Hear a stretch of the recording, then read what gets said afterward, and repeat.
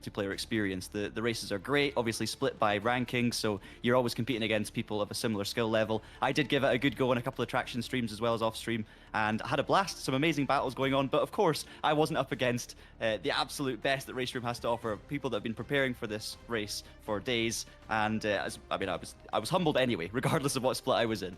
But it's a really good system, and this is going to be a big test for it, of course, the first special event. But hopefully everything goes well. And I mean, 2 hours, Lewis, around Interlagos with multiclass racing. It's going to be a test not only for the system, but also for the drivers, because multiclass racing around here, when there's, the first ever special event win at stake in this particular era of RaceRoom, it's a big deal for these drivers. Yeah, certainly. So these special events, we've done a fair few in the world of RaceRoom over the years, whether it's the 2.4 hour at Daytona, at Nordschleife, a place like that. We've done all these special events. Bathurst, we've done a couple of special ones over the years. Of course, there's been a couple earlier on in the year. This one, 2 hours of Interlagos. Let's talk about the cars briefly, of course, before we'll see the grid once they're jumping into qualifying. But we'll speak of the cars. We've got LMDh, we've got GT3s, great multi-class combo between those two. Obviously, again, the way that those LMDh drivers are going to have to navigate their way through traffic all evening is going to be a sticking point for a lot of the drivers, I'm sure. Absolutely. I mean, the first and third sector, you can see right there the Senna S's to start off the lap. Those corners tend to work quite well for the hypercars, and you can kind of find your way around the outside of these sweepers. High-speed corners in general are good, but this middle sector you're now seeing on the run up the hill, turns 6, 7, 8, 9. These are all very slow, twisty, technical corners off camber. The hypercars get a bit clumsy, or the LMDHs, I should say, the Lamborghini, the BMW, and the Porsche. It all gets a bit clumsy. The GT3 cars tend to work quite well around there, and when there's a lot of traffic around, you're going to see late moves, you're going to see people a bit tentative, scared to make a big dive. And then eventually, of course, opens out towards the end of the lap, down towards Junção that you can see now on screen, turn 12. That's going to be an important overtaking spot as well. And if you get a bad run out of Junção, Lewis, if you go down the inside, maybe get it wrong slightly, you are, of course, compromised and vulnerable all the way down the kind of pit straight, but also pit curves, because there are 2 left-hand kinks in there as well. So plenty of space where the traffic is going to cause problems, I would imagine, but also plenty of overtaking opportunities, which is exactly what we want to see from a race like this. Certainly so, and you can kind of see from those videos as well there of the circuit we're racing at. One of the other changes behind the scenes, maybe more minor to some people, but maybe more focused on for others. Visual changes for RaceRoom. I've been in and around RaceRoom for a very long time. I've seen it develop. I've seen it change. I can definitely see the difference visually, even just from those shots there. We're not even seeing cars moving around or anything like that. Just how much better the game looks. It looks a lot more natural, and those kind of things they do feed in a little bit into the driving, but also just to how people feel in the sim and making it more of a modern sim. Yeah, in the last year and a bit, RaceRoom have been making big moves in the visual department. First of all, there was a lot of improvements to cloud cover and details and things like that. But the most recent update, when the ranked service was updated in the last month or so, we also, as you say, saw big visual changes, especially to time of day. We still don't have night racing yet in RaceRoom, but racing in the evening, racing at sunset, sunrise just looks spectacular now. The sky looks more detailed, the colors are just more realistic and just a lot more interesting. So it's really become a more vibrant place to race. I don't know what time of day the race is tonight, actually. Lewis. I mean, I know what time of day it is right now in real life, but I'm not sure if we're racing into the kind of sunset or if it's earlier on. I guess we'll find out quite soon. But either way, it's going to look good, and yeah, it's just one of the many things that's been worked on behind the scenes at RaceRoom. They're really bringing lots of changes with all of these updates, and as sim racing fans, we love to see that. Yeah, you can see again here, these are going to be, you said before, there's a real sticking point there through the middle of the circuit where things really do narrow up. You've got the run on the start finish straight where things are open. You've got a tricky pit entry to get right, quite a heavy braking zone there after effectively the final kink into a pit lane, which will be used quite a lot this evening. Of course, the LMDHs we expect to stop twice across the evening. GT3's little bit more open. 1 is possible, 2 also possible. And if you've ever watched RaceRoom special events before, when it's a bit open like that, trust me, someone's biting the finger off the strategy gods to try and work something new around here. So be curious to see what the drivers end up going for. Absolutely. I mean, strategy is going to be key today, and I think it's exciting because it is an open playing field. Even with the LMDHs, which are probably going to make 2 stops, let's be honest, unless something goes wrong and someone might convert to a 3-stop. The intrigue, though, for that class comes from tyres, Lewis. Will we see drivers going for short stints and changing tyres each time on softs? Will we see double stint on the mediums? Will we even see someone try and do the whole race in the hards? We'll have to wait and see. And I can imagine if certain teams maybe have multiple players in the game, maybe we could see split strategies between different drivers. But of course, there will also be lots of drivers going it alone tonight, and it'll be fascinating to see. I think it's going to be very, very difficult for us to follow both classes throughout all the pit stops in terms of whose pit stops are shorter, who's taking tires. Maybe there's 2 tires, maybe there's 4. It's going to be very tricky, but we'll do our best to keep you across it. And as you say, yes, GT3, it's not only about tires, it's also about fuel. We expect that they can do it on 1 stop, but it's going to be very, very tight. So we might see some drivers opting for a 2-stop, going more aggressive, taking a bit less fuel. And tires, again, question mark. What compound will they go for? Will they stop and change tires? I don't think it's clear. From what I've spoken to a few drivers, I don't think there's one clear winning option. I think we'll see multiple different strategies, and that's going to be exciting. So yeah, I mean, we're going to have to wait until about 40 minutes in for the pit stops to start playing out, but it's going to be great. And now we can see our first track action with 17.5 minutes to go in qualifying, and that is a stunning looking Lamborghini SC63 LMDh car.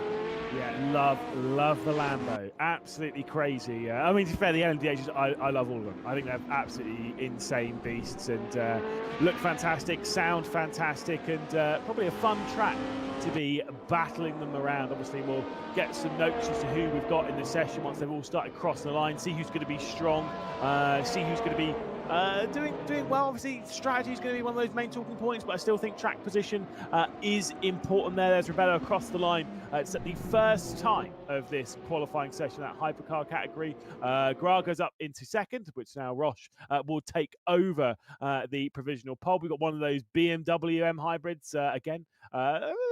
Maybe not quite as pretty as the Lambo, I'll be honest.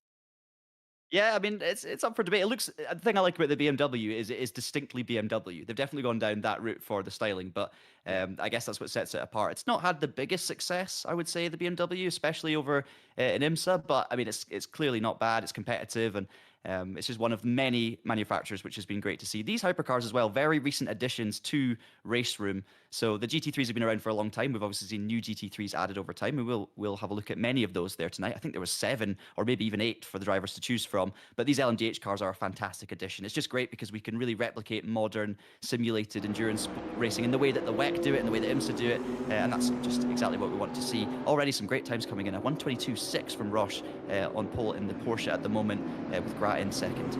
Yeah, indeed. You can see some of the names that maybe we're used to seeing quite a lot on the RaceRoom ranked stuff. You've got Cody Nikolakowski, expect him to get stronger in that top group. We've got Thomas Ribeiro, who we're looking at here, did really, really well in the RaceRoom Super Touring Championship. Gontier directly behind. Alex Mosen, someone who definitely is pretty quick. And my boy himself, number 7th position at the moment in the hypercars. We've got Gaspar Misch, and you can tell by a lap 6.8 seconds off, he missed something on that lap. Yep. Pretty early to get that one out of the way. Yeah. That's so early. You're going to run out of steam too quick, Lewis, if you keep on going with that. Nah. No, maybe never run out of steam.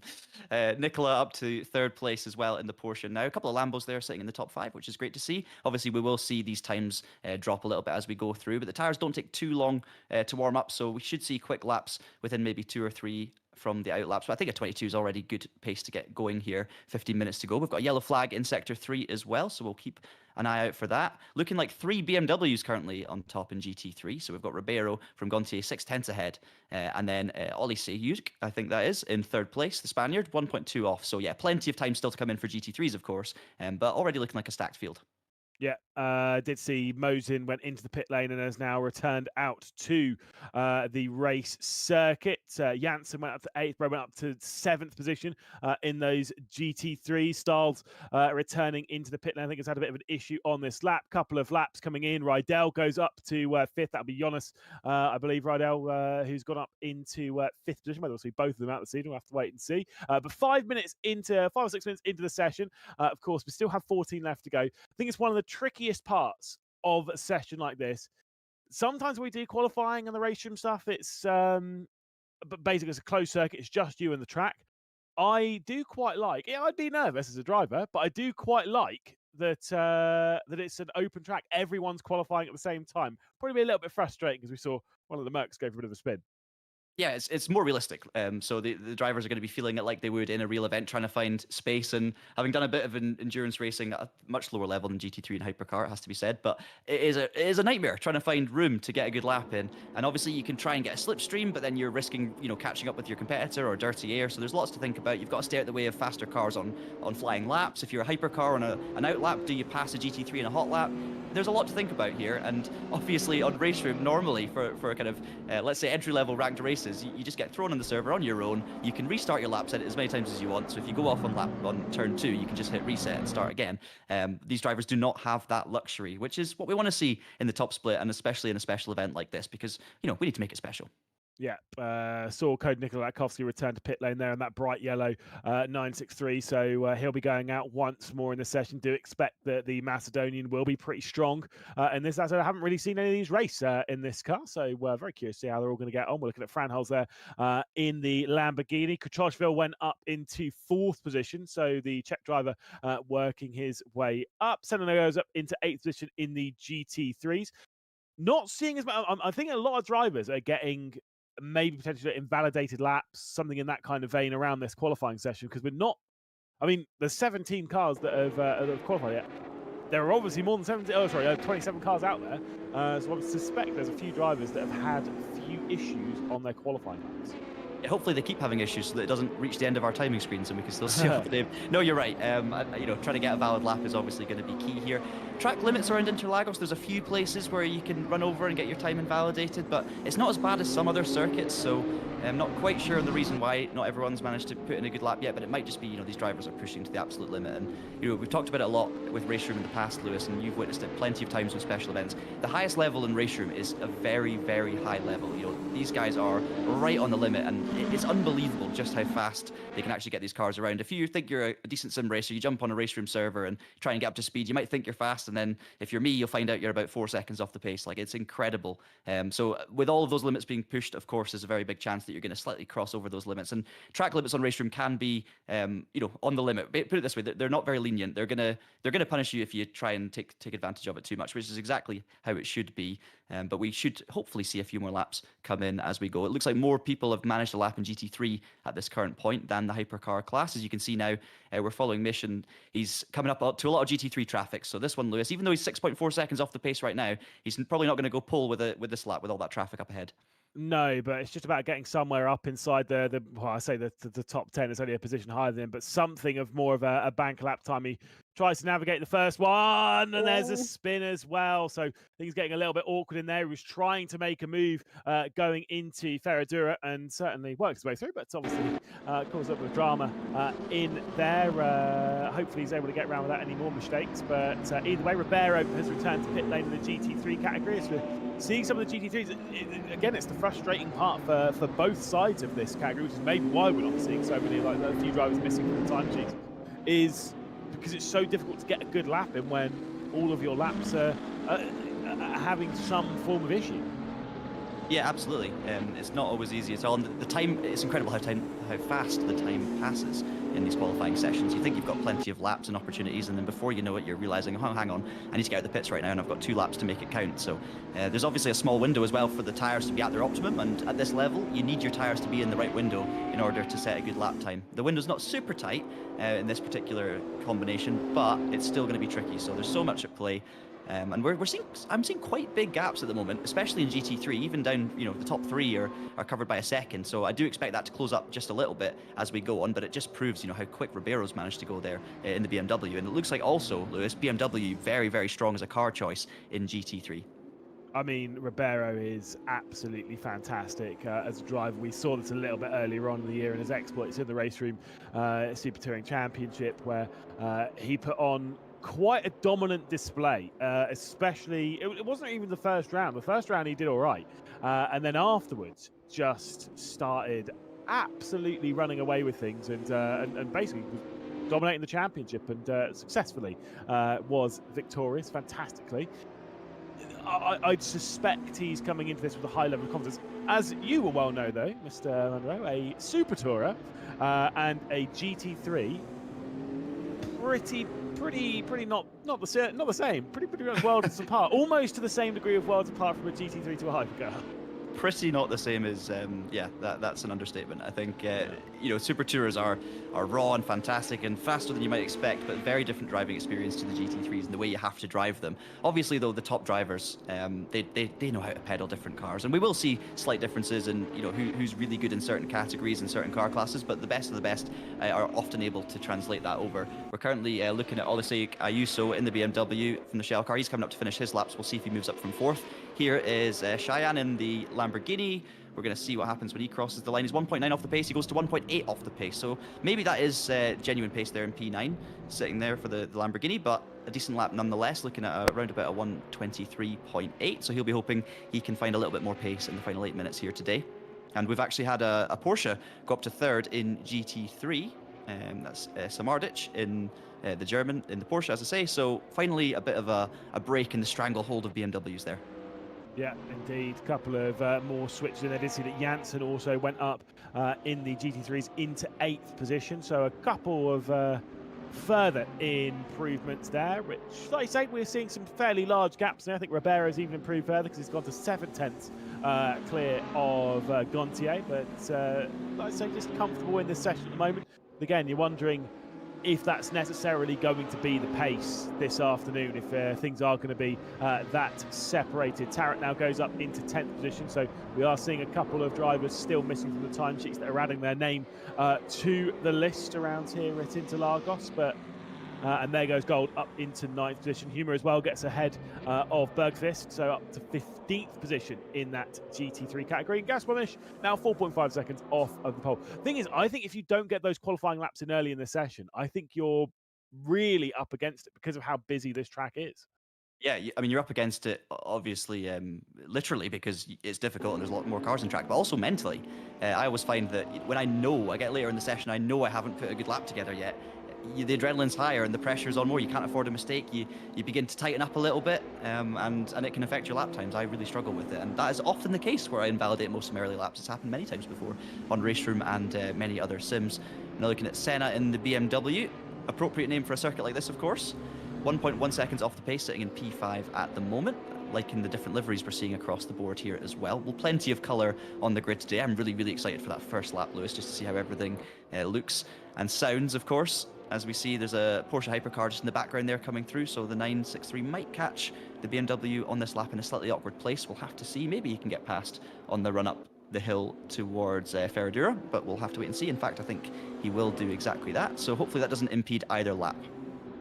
I think it is Gasparmish who was the one coming through there at Ferradura. I know obviously Code Nikola Latkovsky is in a bright yellow 963. Kotochville, I don't think we've seen too much of. Obviously, he put that time in to go with what was up to 4th before being beaten by Jonas Rydell and Rebello, so dropping down now into 6th position as Senna pulls over to one side. Mosen as well has called time on this stint, I believe, as Tarrant has as well.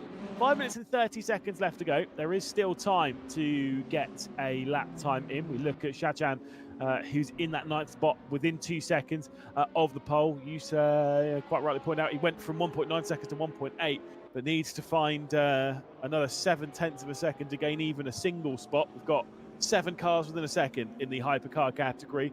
Fran Holst's just a 10th off of that. But of course, it's only 2 cars within a second of pole. Well, one being the pole sitter himself in GT3, and the other one being Gontier. Ribeiro has put in a whopper of a time. It's quite tight behind him. I think the next, 8, 9 cars are all separated by a second. But yeah, Ribeiro's just unbelievable with that lap time.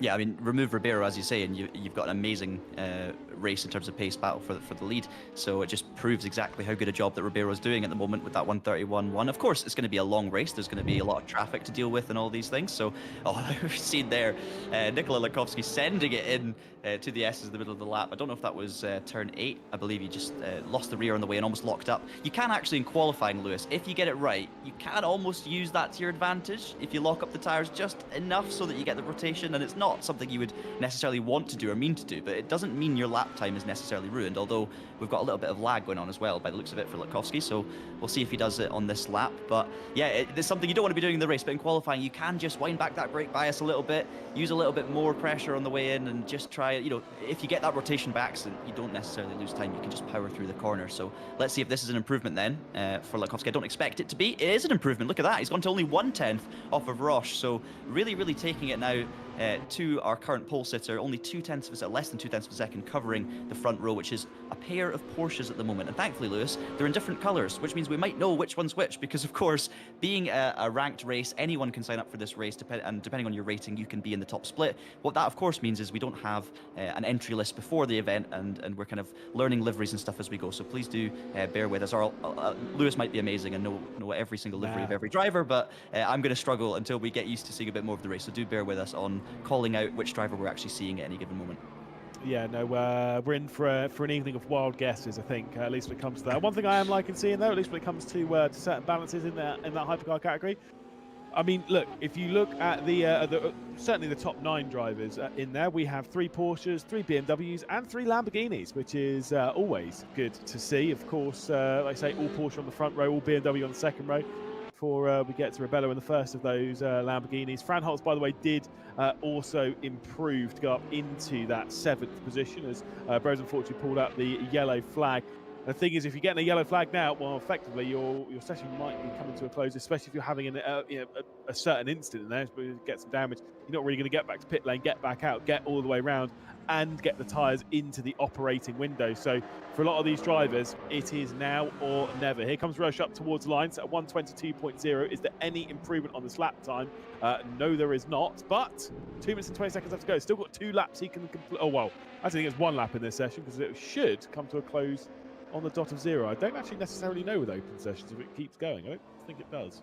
I'm going to run on the assumption that once it hits 0, that's you done. But as you say, it's different for special events, so we'll have to keep an eye out on that one. But yeah, great to see different marks being represented, of course, and qualifying pace doesn't mean race pace. Different cars can be different on tyre wear as well, so that's going to be something very important for the race. But Roche is your top Porsche driver at the moment. You've got Gra there as the top BMW driver and Rebello as the top Lamborghini, and they're all inside the top 5 in hypercar. And then in GT3, Ribeiro's your front runner in the BMW. You've got Samardic in the Porsche.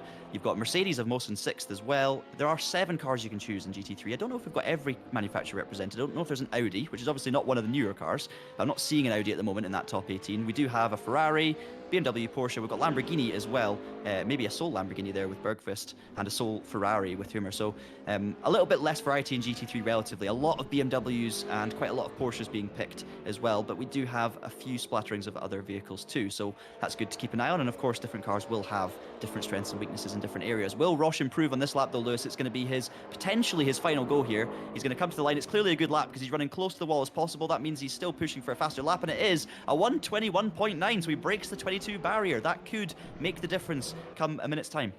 Yeah, it depends if Cody Latkovsky can get his yellow 963 into contention for that pole position. 50 seconds left to go in this qualifying session. The time is ticking down.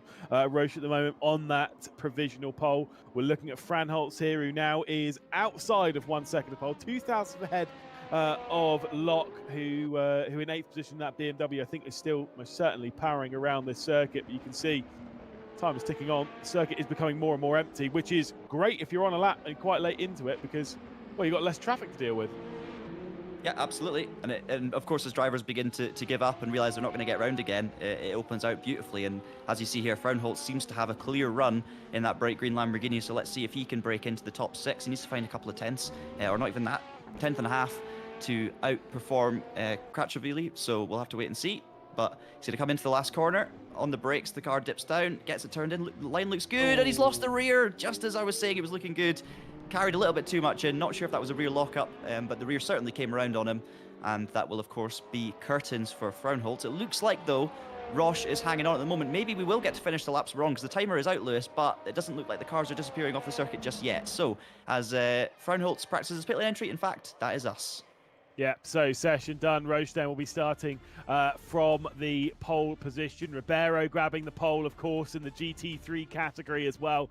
So superb laps put together here in split one. But do remember, again, one of those new things with this new ranked system that we've got here in our first special event on the new ranked system. There are other splits as well. So whilst we're talking about the top drivers here in RaceRoom, spare a thought that there's hundreds of other drivers also taking to the circuit, doing exactly the same race as what we're seeing here. I think if I was on the circuit, I think there's 7, maybe 8 splits. I would be in probably the second bottom. I think you've got a good chance to challenge for top split. You're quite good. Lewis, you're actually underselling yourself a lot there, because we used to race together, and you were only about 6 seconds off of the pace. So like you're really not. No, you're pretty decent. I reckon you'd be somewhere in the top half of splits anyway. You know, I don't know if you passed your best, but you were good once. Oh, I certainly am past my best. Let me tell you. I think the last good lap I did in a sim race was probably about 2 years ago. But that's fine. That's fine. And you remember it as well, which is great. I do remember it because I can tell you exactly where it was. I can tell you what circuit it was, what car it was in. I can tell you who it was against. But either way, I won't do any of that because the race has begun. It's Roche who will be leading down into the first corner ahead of Code Nikolakowski. There was a spin for Gra in the background in one of the BMWs. So he's been sent around at the opening corner of the circuit. So in the GT3 categories, Ribeiro has been able to lead from Gontier. I think Samardzic has had a bit of a slow start to the race and has dropped back into 5th position. He did start this one from 3rd. Yeah, and it seems like a bit of a disaster for anyone who started 3rd, because of course Grab was also starting 3rd in Hypercar, and he's gone around. It looks like we've also potentially just lost Elisiyuk Ayuso. He might have spun off as well, so that's a real shame. So we've dropped a few cars already for spins, but it's a long time, so they can hopefully get back into it. But at the moment, it looks like the Porsches are breaking away. You've got a 2-second lead now for Roche, and of course Nikola Latkovsky going with him as well. So it's a good start for those two. Riedel in 3rd and Rebello 4th.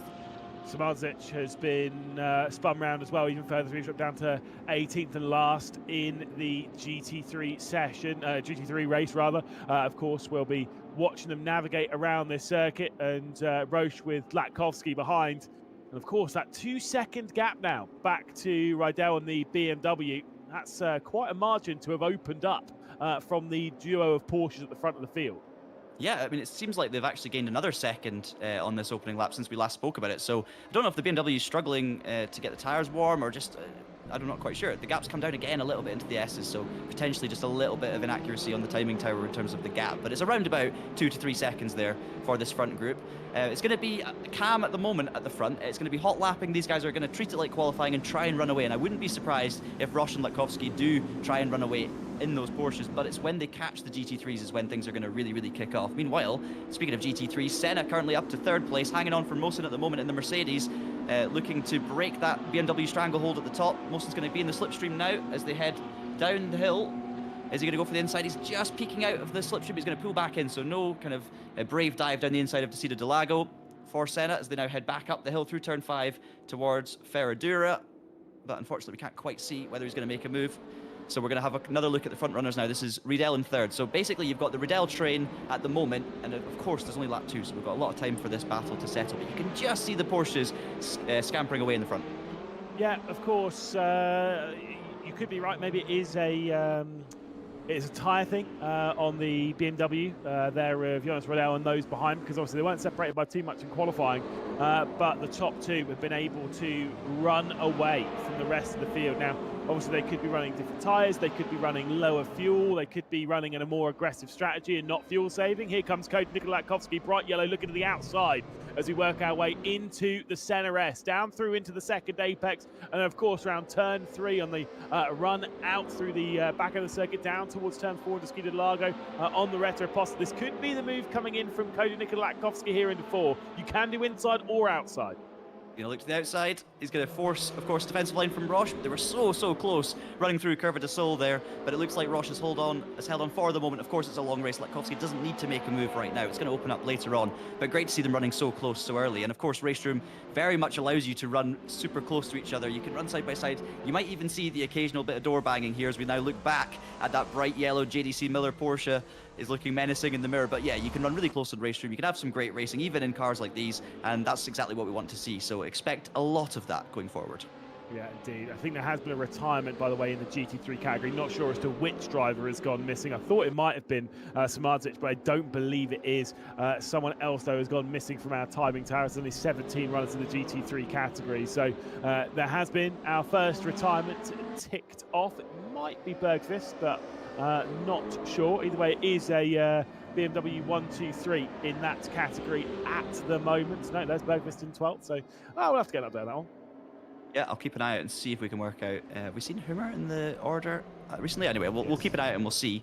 Meanwhile, still 2/10 in it from the front. So these guys are settling down. Riedel seems to have settled down a little bit too. He's 3.3 off the pace at the moment. So they are still stretching out that lead as Nikola Latkovsky looks to the inside now. So he's actually going to have the overlap heading down. No, in fact, he doesn't. He pulls back into the slipstream. Now he pulls out again. So just trying to be around the mirror. He does, in fact, go for a move down the inside. So we're going to go for it pretty early on. Roche runs wide, doesn't want to get involved in any sort of contact this early in the race and leaves extra room just to avoid an incident there with Nikola Latkovsky. But that was, Lewis, a brave and fairly aggressive move at this stage of the race, but it was completely clean, and he's allowed to do what he wants. So there you go, great move for the lead. Yeah, the two 963s at the front doing battle brilliantly at present. We've got Latkovsky now leading from Rush. We can see as we head into the GT3 category in the top right of your screen, keeping your eye on Gontier, who's currently running in second in that class, 2 seconds behind Tomas Ribeiro. Senna's not too far behind, but importantly, they do have a couple of cars in them. Of course, that will be the BMW of Creed, who I think has dropped back into the clutch from after a couple of spins in the opening stages. I do think for Latkovsky and for Roche, there's probably not a million miles away from finding their way into some form of lap traffic, because the rear end of that GT3 field, well, they won't be too far ahead. Yeah, you're absolutely right. It's not going to take too long, and it's going to be incredible when it does. I always love those moments in endurance races, and it doesn't just happen once, it happens multiple times early on, and then, of course, before you know it, we'll be into the pit stops. As we saw there, a bit of a look from Rebello, or maybe just a slightly missed braking point, or not quite getting it down to the apex in time, and that opens up the gap a little bit there. Now Rebello's going to be under pressure from the check behind, so we'll have to wait and see. 2/10 between them. Is he going to look to the inside? The Porsche, he does look a little bit, but just a peek at this point. He's not going to go for the move that we saw Latkovsky make on Roche. Interested, Lewis, to see now if Latkovsky will try and drive away from Roche now that he's got that move done. We'll see what the pace is like. I wouldn't be surprised if the two of them stay tied together, but it's still working for them, right? Even if there's a change of position, they're still moving slowly away from Riedel, as Kratashvili looks like he's still pestering the back of the Lamborghini, but not able to make a move just yet. We'll need to wait until he gets a bit closer, but at this point there's no massive rush, unless of course they want to be chasing down these leaders, because that gap now up to around 5 seconds for the top 5, so they'll have to be wary if they still have intentions to win this race. But what can you do when the drivers out front are carrying such good pace? Yeah, but then, a mistake can come out of absolutely nowhere. We saw that a little bit in qualifying when we were watching the final couple of laps coming in from the likes of Shachan, where there was that spin at the final real corner down at Junkao. So it is very possible to have that. Here comes a switch for the race lead once more. Roche looking to the outside, onto the brakes, going into the center S. They're going to remain side by side. Oh. Big slide coming in from Roche. So Cody Nikola Latkovsky is able to retake over the race lead. That was a pretty substantial slide. Whilst all that was happening, by the way, Shieldrex got past Mosin in the battle for 4th position, and the yellow flag has come out further down in the hypercar category. Yeah, we'll have to see who that was as it goes for the move. There he gets it done on Rebello. A late move to the inside, but great stuff nonetheless. Gets down the inside, a bit of an opportunistic one, but gets it done, and that's a change of position for P4. Rebello down to 5th. It was Shachan, by the way, I think was the one who went for a spin, was running in 6th position now, drops down into 8th in class, and about 8 seconds or so behind. Got to be careful, of course, for the next couple of laps to make sure that the tyres don't completely drop off their operating window after a slide. It's always the way any sim you kind of racing on you. You've got to treat it exactly the same way. If you go for a slide, go for a spin, have an issue, you've got to be careful on these tyres, at least for the next half a lap to bring them back in. Yeah, absolutely. It's crucial to try and let them calm down a little bit again, so we'll have to wait and see. Meanwhile, you can see there, Latkovsky's got a little bit of a gap now, 0.8 of a second, so just beginning to ease away from Roche, which is interesting to see because, of course, Roche was our pole sitter, so Roche ultimately had the qualifying advantage, but it was only 2/10. Latkovsky on that lap just making it work, and as you say, Lewis, it's possibly down to the overheating of the tyres for Roche, that incident we saw into the first hairpin, and this time, no mistake from Roche, he gets down to the apex, no problem on the curb, but it could well be that tyre temperature you spoke of that's cost them 6/10. But as I say, as soon as they catch the traffic, 6/10, 7/10, it's nothing. I think you got to remember there with that gap that's grown as well is that potentially Roche might have backed out a little bit off the back of Nikolai Latkovsky. Also, Nikolai Latkovsky could have gone, right, I know I've got to look after these tyres for X amount of time, but I am going to push now, try and build some of that gap, because the more they battle, the more it brings in the Jonas Rydels, the Kotachvilles as well. And once you start bringing those lot in, well, that time's gone. Effectively, the tyres that you've spent to build that gap, that's gone now, and then you can't really work that out. The tyres, if they've already been spent, they don't magically come back on a wear side of things. So you're not going to find that pace once again. So there is maybe that kind of dynamic happening between the two of them if they are going for shorter stints early on. We look at Hudak. Foryk's going around the outside. Rorik's going around the outside at the moment into the opening corner, and Rorik will easily manage to get that BMW M4 all the way around the outside of the opening turn, but the up and under could be coming in here for Hudak. Yes, great racing. It was a lovely move in the first place to go on the outside, but not really challenged too much. There was a bit of space left, but as you can see, it's not over. We've got another car in behind as well. Is that another BMW? So there's 3 of them, all within the space of about half a second. You can throw a blanket over them, but looks like he's got the move done. So Rorik up to 7. Hudak now under big pressure from Oliseyuk. And we'll have to wait and see how that one pans out. By the way, I do have a quick update. It looks like we did lose Bro in the Porsche from GT3, so that was our early retirement. Not sure what happened, but that was our 18th competitor. Qualified 15th. Unfortunately, hasn't made it past the opening 10 minutes here. But hopefully he can come back and compete the next time we have a special event here on RaceRoom. On board with Cody Nikolai Latkovsky in the top right hand of your screen. You can tell now from where we're looking at the circuit in the middle of those GT3s and what you've got around that Porsche 963 as he gets his way past Hummer, the Austrian driver. He's in traffic, is our race leader Cody Nikolai Latkovsky, and Rush has been able to close up to 3 or 4 tenths directly behind. So exactly what you were saying earlier, as soon as they get through the traffic, that gap of 7-8 tenths of a second will either grow massively if one's a little bit more aggressive in traffic, or generally speaking, the more likely outcome is that everything closes its way back down. I mean, the lap time variable here with the traffic can be anywhere up to 3 seconds, I would say, Lewis. You know, if you get caught out badly in that middle sector in particular, you could lose 3 seconds without even making a mistake. And it's only a 2-hour race. It maybe sounds long to some that are used to the sprint racing format. This is a sprint race, don't get me wrong. 2 hours, you know, these drivers will be pushing pretty much flat out all the way through. And we will see different risk levels through the traffic. Some will be absolutely desperate to get through as quick as possible. Others will maybe be playing the longer game slightly, but it can make a big difference. So if you're looking at the timing tower, you're seeing big oscillations of a couple of seconds. It doesn't mean one driver's struggling. It could just be traffic. And of course, you will gain sometimes, you will lose out other times. It always comes back around. So it's something you've just got to be patient with, understanding of the traffic. And you can see there, I mean, how busy it is on the top right of your screen as we see the Porsche go down the inside. That is, of course, Roche. We're on board with now our second place car. You can still see the yellow 963 up ahead. So the gap remaining down at half a second, and of course Latkovsky was essentially firing the warning shots to these GT3s as they come through, and then they're immediately going to have another Porsche right in behind. But this is the stuff I love to see with endurance racing. Yeah, certainly. So had a good look as well at the lone Ferrari 296 in that GT3 category of Hummer, who was under a fair amount of pressure from the start, but that gap seemed to have grown out there. That was giving me some heart and mouth moments, but it's just a technical there for Cody Nikolai Latkovsky. Woo, that was... Hopefully he wouldn't have experienced that behind the wheel. I'm pretty sure he wouldn't have, but he'd be feeling quite dizzy right now.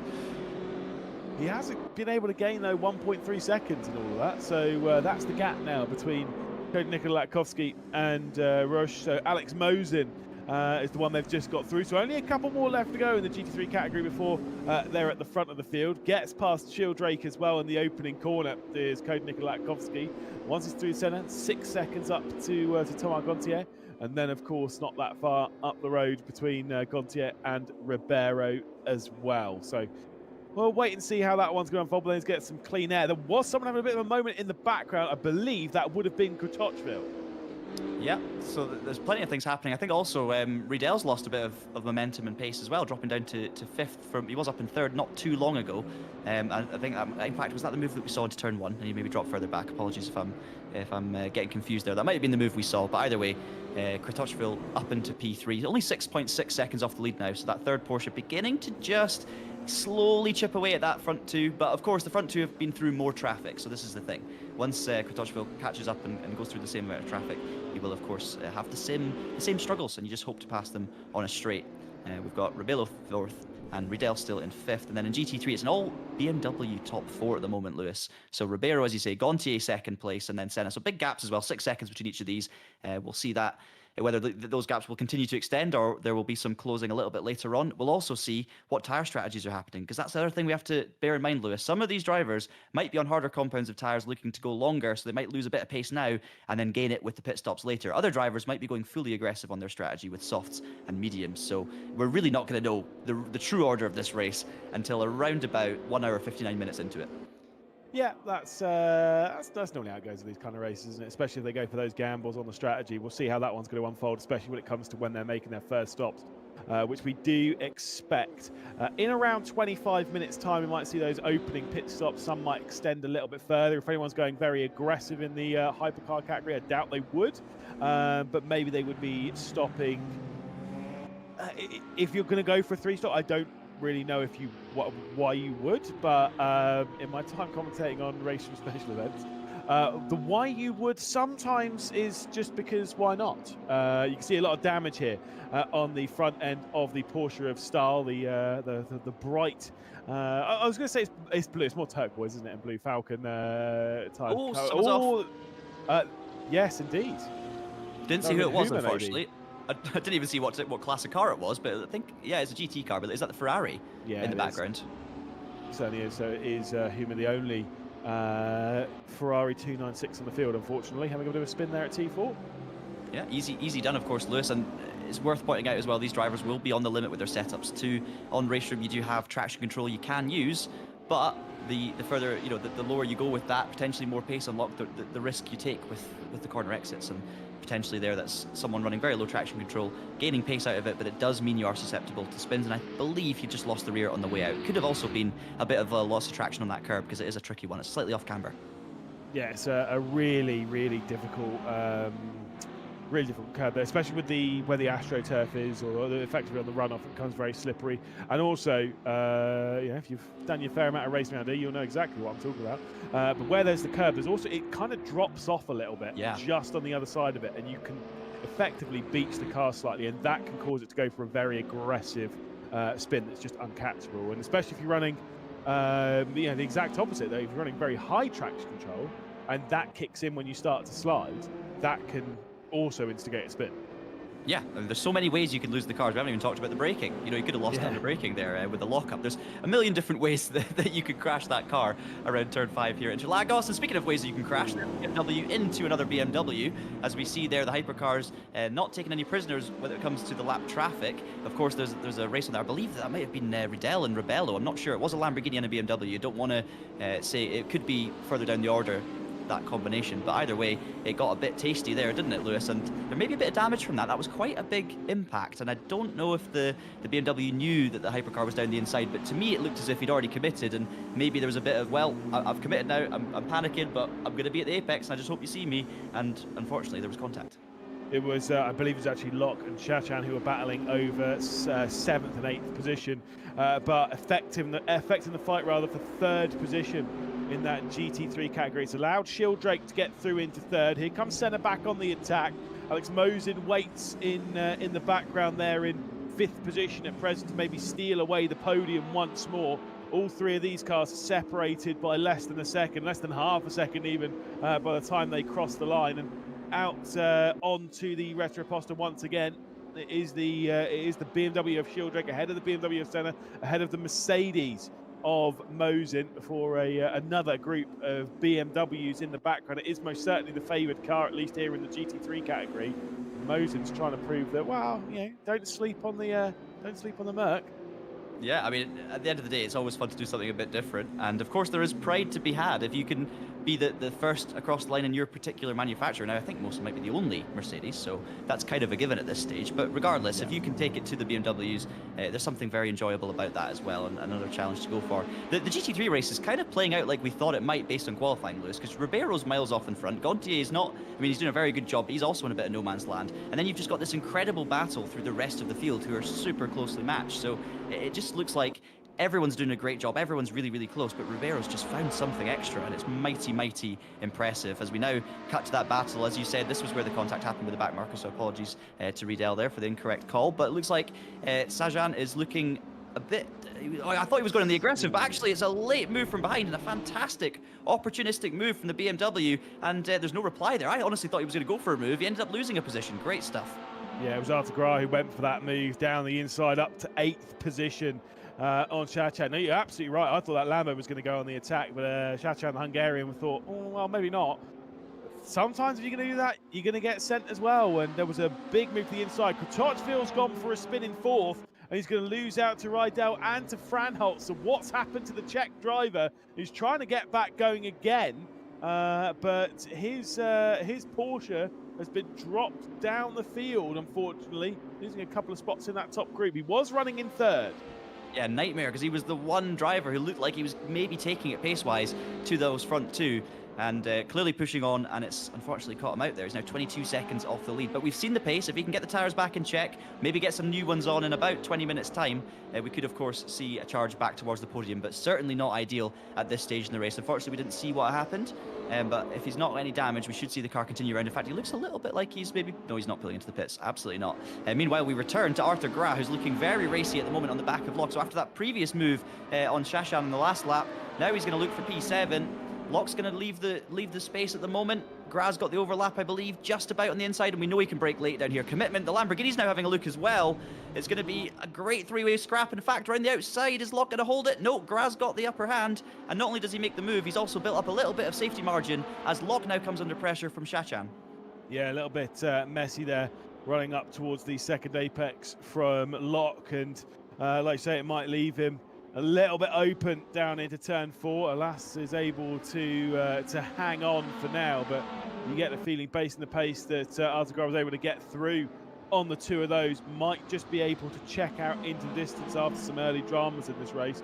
Depends what Locke's like in this middle sector, and depends if there is going to be a move coming in from the Lamborghini behind. And if Shatan can do so, I mean, there's a few opportunities in the middle of the circuit, especially up to Bico to Pato, turn, was it 10, on this circuit. You've got a bit of a dive there. It's where Lewis Hamilton so elegantly sent around Alex Albon, to the frustration of me in 2020, if I remember correctly. I thought you were going to say that was where he got passed by Sebastian Vettel in 2008, but I'm just showing my age a little bit there. Yeah, sorry. I think I'll just leave now. Fraunholtz looking I'm older very... than you, what are you talking about? Yeah, well, that's terrible for both of us. Fraunholtz on the back of... We were racing together for about a decade ago, Lewis, or more than that. That's terrifying. We're already past our best then. But these guys are certainly not past their best. Fraunholtz looking close to the back of Riedel. He's got the slipstream down the pit straight, so the Lamborghini looking racy at the moment, looking to take away P4 from our top BMW competitor. The two Germans battling out very close together. Rebello's been able to kind of run away from this pack. And of course, they're going to have to watch their mirrors, because you can see there in P6 lurking, of course, is Kratashvili, who was unfortunately for him, came a cropper earlier on. We didn't see what happened, but of course now 4 seconds back, we know he's got the pace, so we will see that Porsche potentially hunting like a shark and getting back up to that battle for P4. Now let me tell you someone who might need to be looking into his mirrors.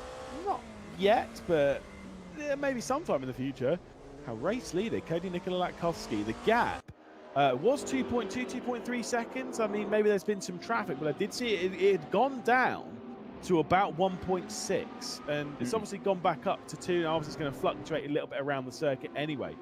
The main point, though, is that after 22.5 minutes of the race, Roche is not a million miles off. He's keeping company. He's in that point where he's forcing the hand of the Macedonian through traffic. He's saying, look, if you don't want me in your mirrors, you're going to have to go a little bit quicker through traffic than I am. And I'm going a bit full send here. And I think that's one of those ones that's just, it's lingering in the mind a little bit of our race leader. Yeah, absolutely. And, there's clearly not a big pace difference between the two of them. I mean, we saw that in qualifying, only 2 tenths. Of course, Roche having the advantage there. So psychologically, Latkovsky knows that Roche can pull out a lap that's potentially even quicker. And yes, the move was done by Latkovsky earlier on, showing that potentially maybe the race pace is there, but I can't imagine these guys are on different tyres either. Based on how close they were in qualifying pace-wise, to carry that over to the race and be this close, I would imagine they're probably on the same tyres, or at least most likely to be on the same tyre strategy at this stage. But I don't think there was any traffic involved in that closing of the gap, Lewis, so I do think Roche in open airs maybe managed to close in about half a second on Latkovsky. But again, it comes back out now to 2.3. It was down to 1.6 at some point. There was traffic on that lap, so it basically, there's not much in it, is there? And it just means that Latkovsky, who gets very close to the BMW around the outside, great place to catch them though on the pit straight, of course. Latkovsky's going to have to keep an eye in the mirror, as you were saying, going to have to keep the pressure down, because one small mistake, if you catch the car in the wrong place, that gap is going to diminish straight away. Yeah, looks to the outside now on the Porsche as they head round the third corner. This is where the traffic's getting a little bit thicker in this mid-pack of the GT3 category. He got past Smarzic, and of course, then working his way through. Smarzic was the one in the Porsche, I believe, and so just getting through them bit by bit, and not going too badly about it either. Yellow flag has come out for the third time for Humer. Came out a little bit, literally about a minute ago, and has now come out once more, and I do get the feeling the Austrian driver is struggling a touch with the Ferrari 296 around this Interlagos circuit. We saw that spin going out of turn 4, and there's obviously been 2 more as well whilst we've been watching up and down the field. This is back to Shildrake in 3rd position, who of course got past Senna and Mosin in the recent past. We saw some of those moves, and Shildrake's been able to pull out almost a second on Senna behind. Yeah, I was just going to say that as well. Just looks to be edging away from that gap. Obviously, Senna was the front of the train from P3, but the fact that Shildrake has managed to pull out a second tells me that the pace is there for Shildrake. Of course, Mosin right in there behind Senna still too, so we're still seeing a battle for P4 and P5 between the Mercedes and the BMW, but yeah, Shildrake managing to get away. I mean, I say that, Lewis, there's only 8 tenths between them, and we did see the pressure that Mosin was applying to Senna earlier on. I mean, 8 tenths could easily come from, a couple of laps of heavy pressure and defensive driving, so maybe I'm being a bit unfair there to say that Shildrake's easing away. A second could disappear just like that. Of course, we've talked about how much the hypercars can be affected by traffic, as very deep from Brownholtz and around he goes. Just carried too much speed into the Senna S's there, and you could see the rear trying to overtake him from minute 1 in that corner. He was battling it, just too much pace in the car. The tyres could not hold on, and around went the Lamborghini. Thankfully, he's not lost too much time. He's still in P6, but he has, of course, dropped behind Chivli. I'm going to struggle with that one. Get my words out. But he has, of course, dropped a couple of seconds back there in P6, and he will now have Artur Graf behind him in P7. So Graf's been doing a good job as well, Lewis, hasn't he? Coming through the field in that BMW, looking strong. And now he's got a Fraunholtz with very, very hot tyres on his Lamborghini. I was going to say, might have the opportunity to pass Fraunholtz fairly soon. We look back into the fight for the podium in the GT3 category, although it's not really a fight for the podium anymore because Shildrake's been able to check out. It was a second on the previous lap. It's now gone out by a second on this lap alone. And now Alex Mosin has the perfect opportunity to try and get past Senna. Not too far behind is Rorik as well, so there could be an opportunity as well for his BMW M4 in this move as well. There comes a look to the outside from Mosin, goes all the way around the outside at turn 1, hooks up to the apex, the second part of the Senna S, and will complete the move. So Mosin up now into 4th position, clearly showing some solid speed in that Mercedes at present over the BMW. We'll have to defend a little bit here down into turn 4. That car directly behind, that BMW M4 directly behind the one in the more standard livery, I guess you could put it that way.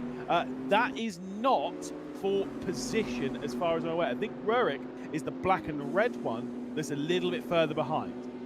Oh, that is a good spot, because I was about to call that as Rorik, so good one there. But yeah, these three very, very closely matched, and maybe the car behind trying to recover after a problem. I wonder if that is our 17th place runner in the BMW there. And you're absolutely right, yeah, Rorik a couple of seconds back. There it is, the black and red car. So Senna will not be feeling as much pressure as perhaps it looks, but you can see there the back marker looking to make its way through the field again. So clearly there's good pace there.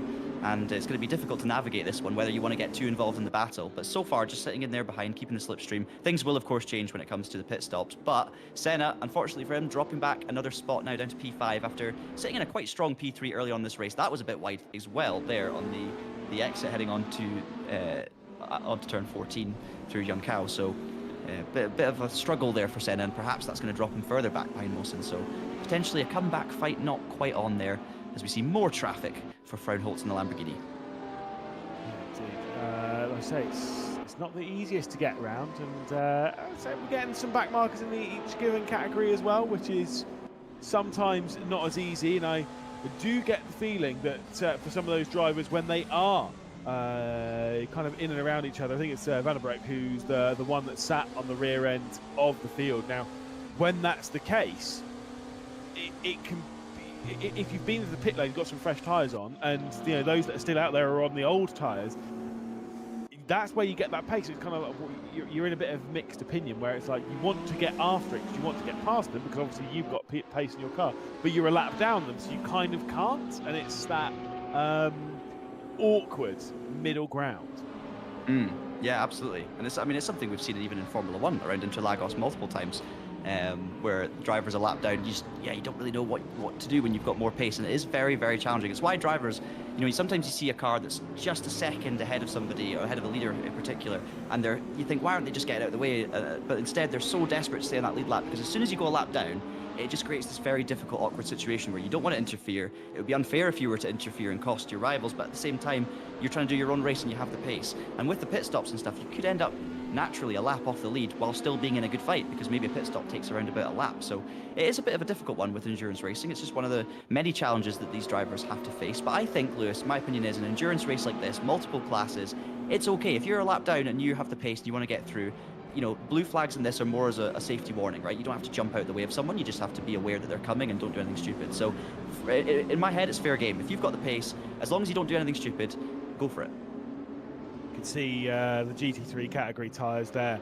Everyone's basically in the same camp. Use the hard tyres, and I'm sure that if they are stopping twice through the day, which is very plausible indeed, that maybe they might do. Well, I guess they would just change all the tyres at the same time, wouldn't they, with the fuel? But I guess you could potentially do it where you double stim one set of tyres and then you change onto some soft or something later on.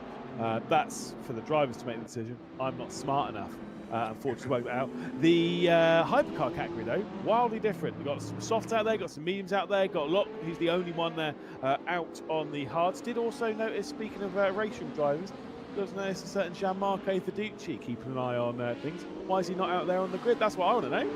Not too late, Gianmarco. Just jump out, get a car, run at the pits. You'll be fine. Yeah. By the way, can I just say, I was so wrong earlier, because I said Latkovsky and Roche, based on their quali pace and how the race is going, I'm guessing they're on the same tyres. But actually, what it is doing is proving that, Roche is sticking with Latkovsky on mediums. 5 seconds off now. Okay, the gap has extended out, but now that we've seen that, I'm understanding it a little bit more. So maybe Roche's pace is actually slightly better than Latkovsky, and Latkovsky's trying to make the most of the soft tyre run. Now, if the hypercars, which we very much expect will happen, are going to make 2 stops, you might see that some drivers are experimenting with the soft for this first stint just to see if they can hang on, because then they can take softs for the rest of them. You might, however, see medium drivers doing the opposite and going, well, do you know what, I'm going to try and double stint the mediums here. So what we are going to see, Lewis, after the first pit stops is a massive shake-up in the order, a lot of confusion as we try and desperately work out who changed tyres, who didn't. Or is someone double stinting a medium? Is it new mediums? I'm not sure. So there's going to be the confusion. And there's only 8 minutes until that confusion, or we expect that confusion to begin. But also a shout out to Locke, because Locke's the only one on hard tyres and doing a pretty good job there in P8. He could potentially go all the way on those hards. We don't know. So that's going to be one to keep an eye on for sure, because tyre changes do cost you a lot of time in the pits. Yeah, and obviously, like you say, as much as you're saying go all the way on the hards, that's not to say that he's not pitting during this race. Pit stops are definitely required, yes. Mostly down to the fuel consumption. Yes, you might not have to change tyres, but you will have to get some more fuel into the car. We look at Crutchville going down the inside here on some of the GT track, but he was looking down the inside of Jonas Rydell as well, so was trying to go for a move there, but couldn't quite nail it.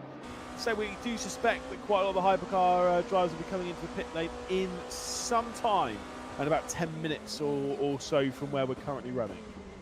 Karthashvili looking dangerous on the back of the BMW. He's closed in that gap. We obviously saw the spin earlier, and Riedel, yeah, losing the rear again there. So Karthashvili doing a good job to close those gaps back down. I say we saw the spin earlier. Of course, it was Fraunholz. We didn't see the spin of Karthashvili, so we assume it's a spin anyway based on the time loss. But that Porsche is definitely looking like he's got the pace. I was speaking to him earlier, and he's unsure yet what's going to happen on strategy, so we'll have to wait and see. But was thinking, some drivers maybe try and do mediums, but we're obviously seeing that a lot of drivers are actually thinking medium tires. Whether we see single or double stints, we'll have to wait and see. But the thing is, at the moment, no matter what your strategy is, if you're 26, 27 seconds off the lead, trying to win the race from here is already a challenge. But it's, of course, not just about winning for these guys. It's about getting the best position you possibly can. And a podium is certainly on for so many cars in the hypercar field at the moment. I just don't know if anyone's really, with strategy even, going to have the pace to take it to Latkovsky and Roche, because they're just looking very, very strong out in front. Yeah, they are certainly the force to be reckoned with in this, at least in this hypercar category, but still a long way to go in this race. And for a 2-hour race, this is, as a special event goes here on RaceRoom, it is an endurance. 2 hours. If you're doing fuel saving and tire strategy, it's actually one thing. I remember having a conversation with not to throw a few names out there or anything, but John Hindhoff, and he said, if you have to do. Can you do the accent as well, Lewis? Sorry, do the accent as well. Absolutely not. Absolutely not. I am not getting this stream pulled from the internet because it would be that bad. But he said if you have to look after tyres and fuel, in his mind, that's an endurance race. And so in this case, 2 hours, you'll have to look after tyres and fuel. It's an endurance race. Yeah, absolutely. I've never really thought about it that way in terms of the definition, but it makes a lot of sense. And of course, even though it looks quite simple for GT3s, for instance, with everyone on hard tires, it doesn't mean it's simple, because hard tires could mean, using one set all the way through and therefore a shorter pit stop. It could also mean, maybe taking new front tires at the pit stop. I do believe that the fronts are wearing faster than the rears, so it's going to be more of a consideration for that. Will some drivers take all 4? Maybe, as you say, put on softs for the second stint. Will some drivers take 2 tires? And who's going to take none? So as soon as, for me, there's strategy elements that involve thinking about tires and fuel and multiple stops, and that instantly for me becomes what I could call an endurance race. If it's not just one stop for mandatory purposes and there's nothing to think about with fuel and tires, then it's a bit different. But yeah, I do understand that definition. You were saying there about the hard tires. I'm not gonna lie, I respect look for trying to, I understand why the GT3s are all on the hards, but everyone kind of running the same thing. It's fine. For me, I've always found if there's 3 sets of tires to go on, for whatever reason, whenever there's a hard tire, I can't go ahead around it. I'm always like, I'd always rather drive a softer compound slower than I would like to take the harder compound and try and push. I've never been able to vibe with it. But then that's one of those ones where, as to why I didn't make it as a driver in sim racing. I've got a few of those, and for me, I would also not take the hard tire, but it's not because of that, and that's a great strategy I've never thought about, where you just take a smaller compound and drive slower. For me, it's just I like to be able to attack my stints. I don't like the idea of driving around at 95% and just looking after your tires, because for me, the enjoyment of a race comes from being able to push the car, from seeing drivers come up towards you. And for me, if I finish 7th by running hards all the way, going up the order and then slowly dropping back down, I'd much rather try and finish 7th by dropping back to 11th or 12th after the pit stops and having to pass 5 cars. So that's just more the maybe putting enjoyment before the actual race result. But for me, I always tend to, if it's close, if it's 50-50, I will go for a more aggressive strategy on a softer compound, but for different reasons to yourself, Lewis. Just one thing I want to quickly point out as well, as we see Grab really close to Fraunholz. Senna's been dropping back a bit more from us, and he's now actually under pressure as well from the BMW behind. So Roerich is looking very strong. You can see they're only half a second for 5th and 6th in GT3, as well as this battle that we're seeing right now as they go either side of the Falcon Porsche. It's getting very spicy in both classes, and you also saw a couple getting very close up in front there. Was that, I think that was a battle for 4th with Riedel and Karthashvili. So there's 2 very, very close battles here for 4th, 5th, 6th and 7th in the hypercar, and of course also 5th and 6th in GT3.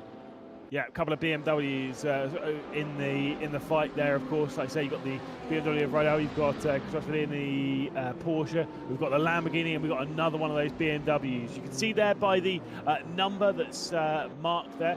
There is no required stops, because you don't need to require the stops if everyone's going to have to stop. If you understand, there's no regulation for it, but you just know that everyone's going to stop.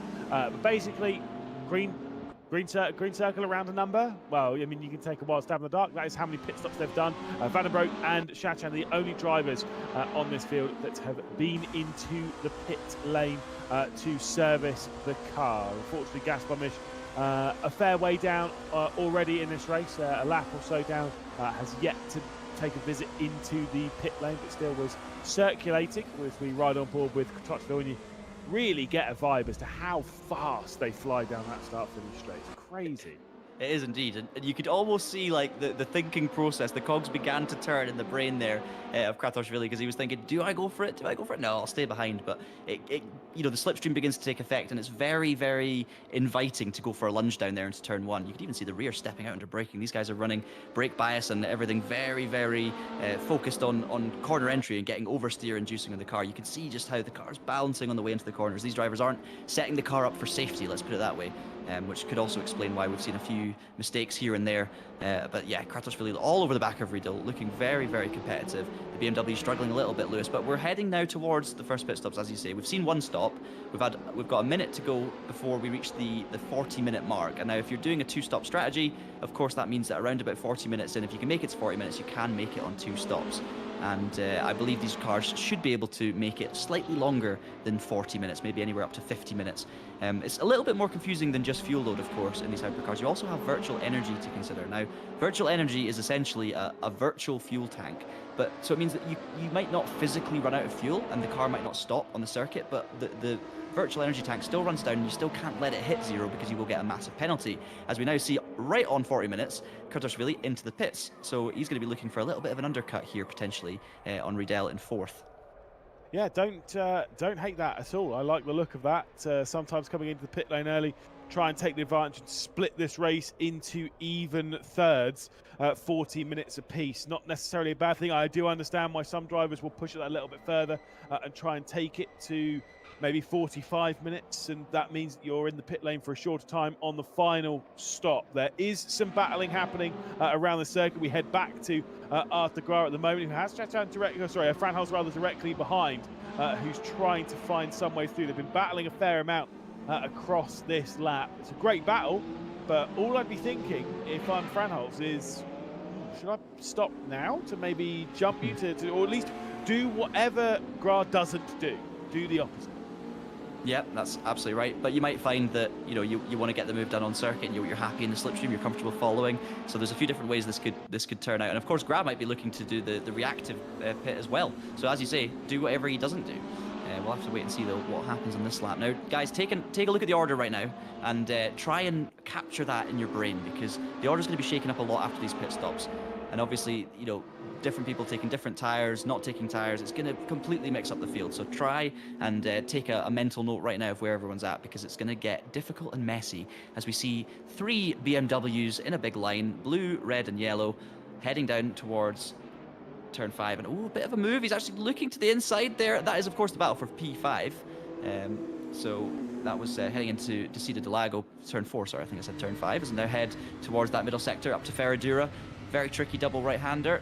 Looks like he's pulled back in for now, and Senna will remain in P5, but you've also got a third car in the mix here, but not quite looking to take advantage. So we're now on board with Olesiuk Ayuso in the BMW.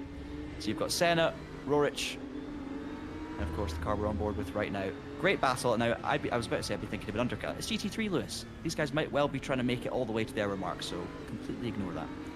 Yeah, I think, like I said, there's a few different ideas as to where you can go on strategy. You can do the two-stop strategy in the GT3s, and some would say it's potentially faster. I'd say if you've got the tyres and fuels, we ride on board with Ayuso, and there was a bit of a mistake there, but also Lamborghini down the inside. So fair play as Roche, by the way, into the pit lane from second in the hypercars. But yeah, if I'm in the GT3s, I'd be treating it as a pretty simple one-stop race and trying to go the distance on that, and you know, just split the race directly in half once the hypercars go the opposite route and try and split it into thirds. Into the pit lane as we see Gra also in, and obviously dragging into the pit lane the Lamborghini behind. So the two of them coming in at the same time, even though Franholz could have pitted a lap early to try and go for the up and under. Fair enough. Rebello also in the pit lane along with Russia. We've got two cars out on the circuit from that top group, being Cody Nikolakowski, the race leader, and Jonas Rydell as well. Yeah, Latkovsky obviously on the softs. We do expect a tyre change from Latkovsky unless he double stints softs, and I don't think that's going to be doable. We'll have to wait and see. So it's really going to be interesting to see how this all plays out now. Latkovsky looking to make the most of the pace. You can see using all of the road. It's actually a quieter track right now, so it's quite nice. A little bit of fresh air for everyone out there who's bounding around. You can see lots of hypercars coming in. So yeah, around about 45 minutes in seems to be the stint length for the hypercars, but clearly it can be extended if you want to. And Latkovsky, in fact, going for another one. So it looks like maybe up to 50 minutes is doable. We'll have to just wait and see when Latkovsky peels in, but we're still, to be fair, not quite at the 45-minute mark, so maybe I'm getting a bit ahead of myself. You can see here, Fraunholtz still stationary as one of the other cars pulls out. I believe was that was Rubello, was it, in the other Lamborghini, or perhaps a different? Yeah, I think it was Rubello pulling out of the pit. So Fraunholtz dropping time, but now we see him leave, and let's just see where this all. There's a car stopping. Is it? Is that a? Yeah, that's a problem. Yeah, I'm not sure. That is Franholtz. Sorry, that's that is one of the other Lamborghinis who was trying to leave the pit lane. It was Rebello, yeah, who you were saying. What a bizarre issue. Now, I don't know if he's maybe not taking the fuel. I mean, the car's just stopped. I don't know if it's an engine issue. We'll have to wait and see if the engine starts up again. But obviously, he had power to get out of the pit lane. It's just coming down the hill. It's come to a stop. Unfortunately, we can't work that out from what we have on our images at the moment. But a disaster for Rebello, who's having a great race, has to be said, Lewis. So yeah, that's a real shame. Riedel, by the way, into the pits from P2 in the BMW. So we'll see how that all unfolds. Looks like Roche will, of course, retake that position. And at the moment, it's Creed in the BMW up to P4. So the highest spot, of course, in the race so far, but yet to pit. Yeah, indeed. Probably will be pitting fairly sharpish. Will Cody Nikolakowski take a visit into the pit lane anytime soon as we head back to the fight for 5th position? As we've got Rorik, we had the Spanish driver as well directly behind in the Ayuso. We're riding on board now with our race leader, who is into the pit lane. Will Cody Nikolakowski rescind the race lead over to Roche? He was looking dominant, but we do suspect there might be a fairly longer stop here, courtesy of the tyre change. Whether Roche did also change the tyres or not, we'll be able to find out. I do also believe that car there that's currently pointing in an odd direction in the pit lane, that is a retirement from the Lamborghini of Rebello. Yeah, real shame. Obviously, something's gone wrong in the pit lane, which is never what you want to see, but at least it wasn't an accident out on circuit. It just seems like the equivalent of a mechanical.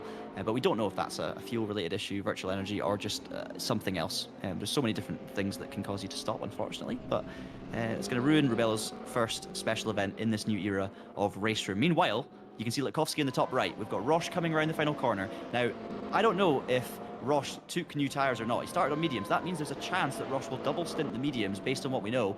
And it looks like that is the case because Latkovsky is still stationary, obviously changing over the softs. I think based on this, Lewis, unless something's gone wrong, I'm going to say that Roche is double stinting the mediums right now. The question is, what tyres will Latkovsky take? Because if he takes mediums, will he go for a double stint now until the end of the race? There's so much that can still play out. But unfortunately for us, in terms of a spectator's point of view, that lead battle is just opened out for this next stint. Yeah, indeed, it's opening out massively. Cody Nikolakowski remains stationary in pit lane. The gap has grown to more than 30 seconds. I think now he's rolling, now he's out of pit lane. So I think that stationary time was different to around 30 seconds, because it was, what, 5 seconds coming in, and now it's 20-odd seconds coming out. Yeah, problem for Riedel as well. Riedel's back in the pits, so I do wonder if that's maybe, I don't want to speculate too much, it could be something like a drive-through, maybe there's an issue with the fuel, but Riedel back in the pits again, having just pitted on the previous lap, so disaster for the BMW driver. Yeah, indeed, which means it's now Porsche, Lamborghini in that top group, and we can see there the change. We do still, I think we need Creed into the pit lane in that BMW, yet to make a stop, as is Gaspar Misch. So those two drivers that currently sit in 5th and 8th are yet to come into the pit lane. There's a little bit of contact here in the battle for 5th position, which has allowed Laseic Ayuso to come through on to into 6th position on Senna. Yeah, I mean, Senna was in fourth heading into that first corner. It was a nice move down the inside, very, very close action heading into turn one. There a little bit of contact between the two from Rorych and Senna, but then, as you say, all they say, Ayuso, to be honest, I don't think he meant that. I think he's missed his braking point slightly because it was quite a kind of bold move down the inside. There was a lot of contact, and I don't believe that was intentional. So it might have been that Ayuso tried to brake late. You don't want to say he's missed his braking point because potentially it was the cars in front being side by side that caused it. But either way, it ended up in a pretty messy move. But they seem to have gotten away with it. Hopefully there's not too much damage there. And Senna drops back to 6th, while Ayuso climbs up to 5th. And Rorych, of course, no, sorry, 5th, 6th, and 7th. My apologies. There was confirmation on your time screen, by the way, that Rebello has retired. Also, you can see there, bro, as you pointed out earlier, the German driver also retired. So we've got 2 retirements from this race, one from the hypercar category, one from the GT3s. We're about 50 minutes in, and it's Roche who now is your race leader. Nikola Latkovsky switched tyre compound as well. It has gone from the soft and onto the mediums. Might be trying to take those all the way to the checkered flag, and so the 30 seconds that was effectively gained to his pit stop time could be gained back on Roche when it comes to the final stint of the race. But then you'd suspect that potentially our current race leader would have a slight pace advantage when it comes to that final stint of the race if he goes the opposite route and goes into the softs for that final stint. Exactly what you say. So this is all based on predictions. We don't know what they're doing strategy-wise, but if that is the case, if they're basically mirroring each other, what we'll see is Latkovsky was 28 seconds behind out the pits. Latkovsky's on new tyres. Roche, we believe, is on second stint medium. So that gap should come down further. And if that's the case, Latkovsky's on track. If that's not the case, I think Roche is looking good because, of course, Latkovsky was leading by about 5 seconds beforehand. If Latkovsky closes more on Roche, it's then going to come down to that final stint where we could see potentially Roche on new softs and Latkovsky on used mediums. So it could concertina up brilliantly here, Lewis. We're going to have to keep an eye on the gaps. But based on speculation alone, of course, we could, and I often am proven completely wrong, but I'm definitely going to be keeping a close eye to see how much that gap fluctuates from the original 28, 29 seconds. Indeed, got the battle of the damaged front here as Huma's trying to make a move down the inside to get up into the into 15th position. You can see damage on the front end. I believe that's Stahl who's in the Falcon Porsche, and you can certainly say 14th position certainly is the case. Damage on his front, damage on the front of the Ferrari as well. They have been in the in the battles this evening. They certainly have, and I mean, there's been a bit of contact out there. To be honest, Lewis, from what I've seen, the driving standards, I mean, there's always going to be the odd incident here and there, especially when drivers are pushing the limits, but they seem to have been pretty strong. I've been very impressed with what I'm seeing, and I'm probably going to curse it right now, but the Ferrari is looking a little bit worse for wear, has to be said. We obviously haven't seen much of the Ferrari in terms of what happened with incidents. I did see the spin earlier, but I don't know if he made contact heavily with the wall. It might have just been from that. Either way, Stahl looking defensive on the inside, and there's the Ferrari spinning around, and that was a close call with a couple of hypercars coming through, but thankfully everyone seemed to get away unscathed. The Ferrari, though, dropping more time, so really struggling with the rear end of that car, Lewis. Yeah, I believe that might have been Kotrovsville that was the one that coming through there and nearly making the contact. Here's Arthur Gras trying to get to the outside of Gaspar Misch. Misch yet to come into the pit lane. I think he's trying to go for something aggressive, which would make sense because Gaspar Misch is not normally a particularly slow driver in the RaceRoom ranked races. Now, is he trying to extend the fuel to maybe do something absolutely crazy and try a one-stop? That's surely not possible in this car. It's not, because especially with virtual energy and things, I just don't believe it's in any way possible. But, I mean, I can be proven wrong. I just don't expect that to be the case, especially when you see drivers pitting between 40 and 45 minutes. But, yeah, we'll just have to see. Then you can see Kratoshvili on the back of Riedel, who we saw these two close together earlier. Riedel, I believe, came down the pits twice, and I don't know if it was a drive-through, maybe, because he didn't seem to spend long in the pits the second time. Yeah. Still holding on to P5, so it could well have been a drive-through penalty for Riedel. And that would suggest to me, Lewis, and especially given the lofty position after the first stop, that Riedel is maybe double-stinting tyres, and that would mean, as you can see now, Kratoshvili on his new tyres should have an advantage, but doesn't quite get the move done there. He's going to now have the outside run down the hill. There's more contact between the two of them. It's getting argy-bargy out there. I did say earlier on RaceRoom, you can do a little bit of door banging, even in these cars, and get away with it, which is great for us. Obviously, these drivers, though, will be heated behind the wheel right now, but gets the move done eventually, and that is now P5 for Kratoshvili, who's running very aggressively in this race and seems to be sticking to the soft tyre strategy, absolutely going for it, has good pace, but we'll have to wait and see how that pans out at the end. There was definitely a big slide from Bergqvist as well. Directly had a lot of smoke going through Bico de Pato. Unfortunately for gold, there was also a bit of drama, but Crutchville, like I say, having the pace over the BMW there, courtesy of the tyres. I do believe, like I say, it would be a drive-through penalty for speeding in the pit lane. And Alex Mosen has also gone for a bit of a spin in 4th place. What I was going to say, this is probably one of the easiest circuits that I've raced at for speeding in the pit lane. Such a difficult pit entry to get right because you want to make the most of it. There is Mosen, who was the only driver in the top 5 that wasn't a BMW. Unfortunately, no longer remains in that top 5, and so it's all BMW at the front of the GT3 field. Yeah, real shame for Mosen. He was having a great race, it has to be said, in that Mercedes. But still plenty to fight for, of course. Just want to give my, every so often I want to check in and just say, well done Ribeiro and well done Contier, because those two, in a class of their own in GT3, Ribeiro specifically, 20 seconds out in front, won't be getting much airtime today, and you can understand why with a 20-second lead, but that doesn't mean they don't deserve huge plaudits, because it's been an incredible run so far, super fast, super consistent, and Lewis, in a field as competitive as this, with 18 of the best GT3 drivers in RaceRoom all turning up for the special event, to have anything like a 20-second lead, and that's not on strategy, that's on pure pace, is just mega impressive. So great effort from Ribeiro, who we're now looking at in the number 50 car, and yeah, looking good for the win at the moment. Still a long way to go, plenty can happen. Gontier doing a great job in P2 as well, and all of the excitement's coming really in that battle for P3, which is now really a battle for P4, because Shildrake is checked out, and it's Roerich and of course Olisei Kayuso who are fighting for that P4 now. And yeah, we saw Mosen spun out earlier, we've seen Senna drop back too, so a few dropping out of contention, but not too far away. One of the most important things always with a race like this, when it comes to a big lead like that, and that's either whether it is the actual lead in the case of Ribeiro, or just the lead over Shildrake in the terms of Gontier, the worst thing that you can do is get complacent, is not really think about anything. Yeah, you get in the rhythm and you forget certain things, like where you're braking for a certain corner. You're not really paying attention to those coming through in lap traffic. Potentially the worst mistake to make of all would be to not come into the pit lane to get some fuel into the car. I have done that. It is painfully embarrassing. Haven't we all? Probably not, actually. Probably not everyone's done that. Have you not done it? I've done it.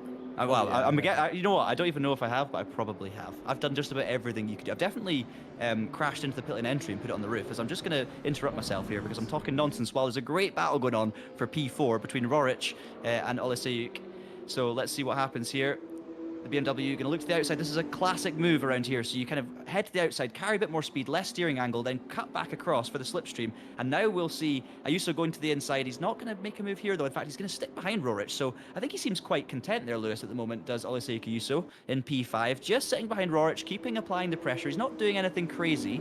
We did see, of course, the unfortunate incident earlier on with a big bit of contact. But it doesn't look like he's trying to assert himself too much on this P4. We'll come back to me being on my roof on pit lane entry another time. I mean, it's not that important. No, I was literally all I was thinking. I'm like, what circuit was it?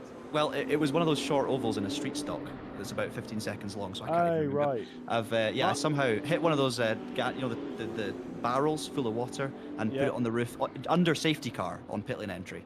So, yeah. Which is interesting, because one of my first memories in the world of sim racing of you, Mr. I know what you're going to say.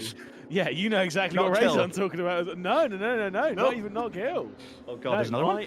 I distinctly remember a Touring Pro Series virtual touring master, whatever the championship was called, Group 5 Salzburg Ring.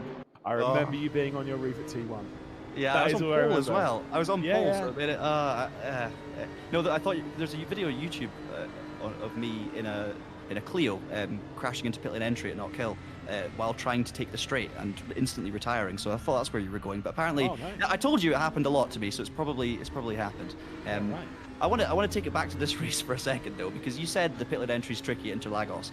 Basically, most pit lane entries at circuits tend to start around about the last corner, and you get a kind of a natural slowing down that happens, and then you've got a little burst of acceleration, then you're on the brakes, right? Not every pit lane entry, of course, but the kind of average pit lane entry, as we see the Lamborghini coming through on the BMWs, might provide an opportunity here for Ayuso, so we'll keep an eye on that. But Interlagos, you've got such a fast run up the hill that your reference point for pit lane entry has to be created by yourself. You have to have the awareness to know when to brake, how quickly to take that sort of chicane that is the pit lane entry, and it puts the onus really on the driver rather than the track forcing you down in speed, which makes it a lot easier. here. So I understand why things go wrong here at Interlagos. I understand why drivers make mistakes on the way into the pits. And speed, it's very easy done. So just wanted to get that out there before we find it and remember too many other instances of me on my roof.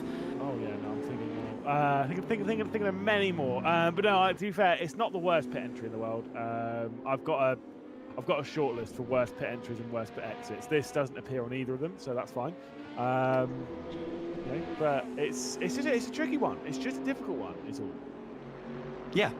Yeah, because it's kind of there's a weird, it's a chicane to try and slow the cars down, but it actually creates a very high-speed, dangerous chicane. And we're only 2 minutes, by the way, away from the halfway point. So these GT3 cars now, as we see, this is the best opportunity now. Ayuso's going to go to the inside. This is going to be the move that we've been waiting on Roric. He's got the straight line speed. Does he have under braking, though? Roric is going to be brave around the outside, leaves the room. Looks like they're going to run through side by side, so it's not over in the slightest, but great stuff round the outside of turn 2 for Ayuso, and Roric has to yield. Tried his best to hold the outside line, but just couldn't quite get it back in time, and obviously had a narrower line into the next part of the Senna S's. So that move happens. There's a switch of position for P4 and 5, but as we were saying, Lewis, we're potentially only a couple of minutes away from the first pit stops for these GT3s, and pit stops can change everything, so maybe this can be undone, but I'm sure Ayuso will be delighted to get that move done. Clean, great to see, and just great driving from both. Yeah, it was a really nice overtake once again, proving it takes 2 to tango, and 2 did indeed tango there. We can see Kotowski coming through, and we'll make the move there in that Porsche, of course, in that hypercar category. Speaking of the hypercar category, we are approaching, like you say, 1 hour into this race. We are expecting a few cars in the pit lane, all of the GT3s per example.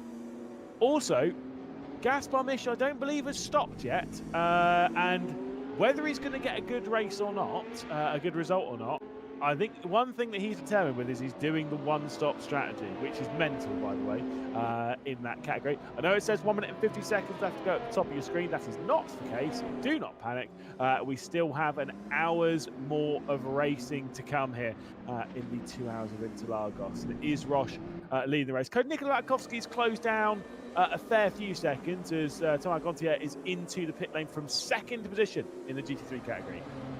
I'm absolutely sure that Misch hasn't pitted. I mean, he's only 1 minute and 28 off the lead, so I think you're absolutely right. But this seems impossible. I really don't know. I don't know if I've missed something, but nice. I'm struggling to work out how that's possible. Because surely, if you could go that long, some drivers would have, pushed a bit further. I don't know. Maybe you said it yourself. The pace has maybe not been what you'd expect from Misch, so that would suggest huge fuel saving. But I'm just not convinced. And you can see there he's not been in according to the gantry. So yeah, I think you might be absolutely right. I'm just absolutely astonished. It's one of those ones. I think the reason why no one's doing it is for the simple fact of it's not fast. Yeah, but it's fun. It's a fun challenge. But sometimes you just go into the race and you're like, do you know what? I'm going to try and do something else, just so at least there's a talking point. Especially if you're not that confident on speed. You just go, right, well, I'm going to do this anyway. And at least then, you're right.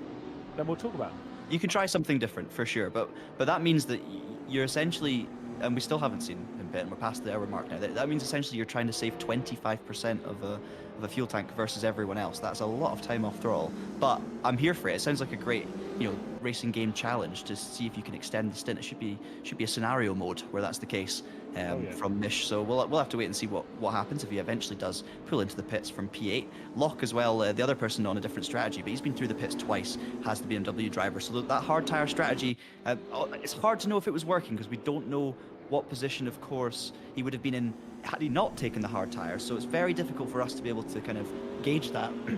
Other than looking maybe at qualifying, and Locke wasn't right at the top, so it's tricky to know if it's going to help, but unfortunately, as you can see on the tower, it looks like he's been through the pits twice, so potentially a speeding penalty as well. So what you're saying is we need to get some in-game challenges, which maybe Gaspar Misch can help us make, going that far on like a set of tires or that far on fuel, in-game challenges and stuff. You could give them a name, could be hit or miss. Yeah. I mean, so that was a tough one. We've got less than an hour to go, and I'm wondering if you just said, right, that's second half's begun, I can pull out another one.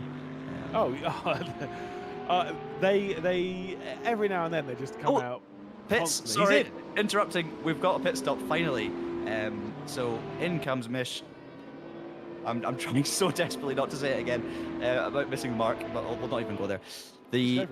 No, no, no, no. We're going to look at the Ferrari instead. The damaged Ferrari, who's had a bit of a mare in the last few laps, has to be said. We've seen a couple of incidents for the Ferrari. Spin there. There's Mish in the pit box, getting the fuel. And yeah, can I just say, well done. I don't know if it's the best strategy. In fact, I know it's not the best strategy. But to make it an hour and 3 minutes on one tank is mighty, mighty impressive. They'll be helping the selling Porsches on their fuel economy there, even if it's not selling it and winning the race. But thankfully for them, there's 2 Porsches out in front.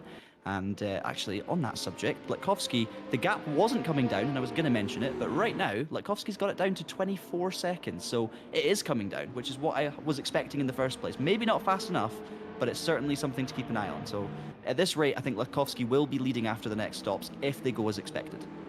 Just glad we saw Gaspar in the pit lane. Obviously, quite a big moment for the race. Didn't want to miss that one. But still, we look back into the battle for. I'm going to keep going with this one. Third place, Shatan and Fran Holtz. Of course, their Lambo versus Lambo battle for the final step on the podium. But do not count out Kotachvili, who's closing in a fair amount. And like you say, we'll be knocking at the door for this podium battle at some point in the near future. And you're absolutely right, Cody Latkovsky is starting to close down on the race lead of Roche, who's potentially around 15 minutes away from bringing that car into the pit lane, sticking it onto the soft tyres, and then sending it all the way to the checkered flag. The thing is, could stop a little bit earlier. Potentially that gap's now come down to 20 seconds. He's lost 3 seconds here because he's trying to navigate that Porsche going through all that. That was Roche. That was your race leader. And getting held up a little bit by Ayuso, getting held up a little bit by Rurik, and just probably a little bit of frustration at this point in the race. And it's crucial. Every single second counts at this point. And we know it goes, to and fro in terms of the traffic and how much it can affect you. But as a driver, you don't necessarily notice it when it goes well. You do notice it when it goes wrong. So it's all about keeping a cool head. But yeah, a bit of frustration there. Fernholz, very, very close now to the back of Shazan, as we're saying, for P3, the battle of the Lamborghinis. In fact, he's going to look to the inside. It looks like Shazan missed his apex slightly, and that opens the door for Fernholz, who actually tags the back of him. Unfortunately, it's a spin, more contact for the Lamborghinis. Yeah, I think that the door was kind of half open. Fernholz just a little bit later on the brakes. There was clearly no intention there for contact, but unfortunately, just carrying the brakes in a little further into the corner than Shachan. So around he went, and more contact, maybe a bit of damage. That ends that battle prematurely. And of course, in that, Kratoshvili heads up to P3. So the Porsche driver on a charge onto the podium now, and we are back to an all Porsche top 3. Yeah, that was a crash that we'd seen coming for a little while. Of course, the tough fight there between Fernholz and Shachan now allows Kotachvili to work his way through, taking a very tight line here. I thought he was going to come into pit lane there, but he's just trying to break the slipstream of the German directly behind him. Can he do so as well up into the first corner? Roche is round. Our race leader is around. A yellow flag has come out for our race leader in the hypercar category, and he's stuck on a curb. What a nightmare for Roche. So something's gone wrong. He's tried to rejoin, and you can see he's desperately trying to get off the curb, and you're about to see Latkovsky come through and take the lead here. So there goes Latkovsky. In fact, this is amazing. That is fantastic. So Latkovsky pushes Roche off of the curb because he was stuck and he was beached. What amazing sportsmanship. The two fighting for the win, but clearly wanting a race. And round of applause. Nikola Latkovsky. Really unfortunate for Roche in the first place. We didn't see how the spin happened, but we saw the predicament he was in, and that's just brilliant, Lewis. Yeah, that was 100% is the right thing to do for Latkovsky. Obviously, he could have left him there and gone, right, well, the win's definitely mine. But I actually kind of think that because of that, 20 seconds all going in that one moment, that click of a finger, it will look down the inside here and the battle will begin for the race lead. But of course, those ridiculously hot rear tyres, especially on Roche's car as he was spinning up the wheels trying to get off that sausage curb.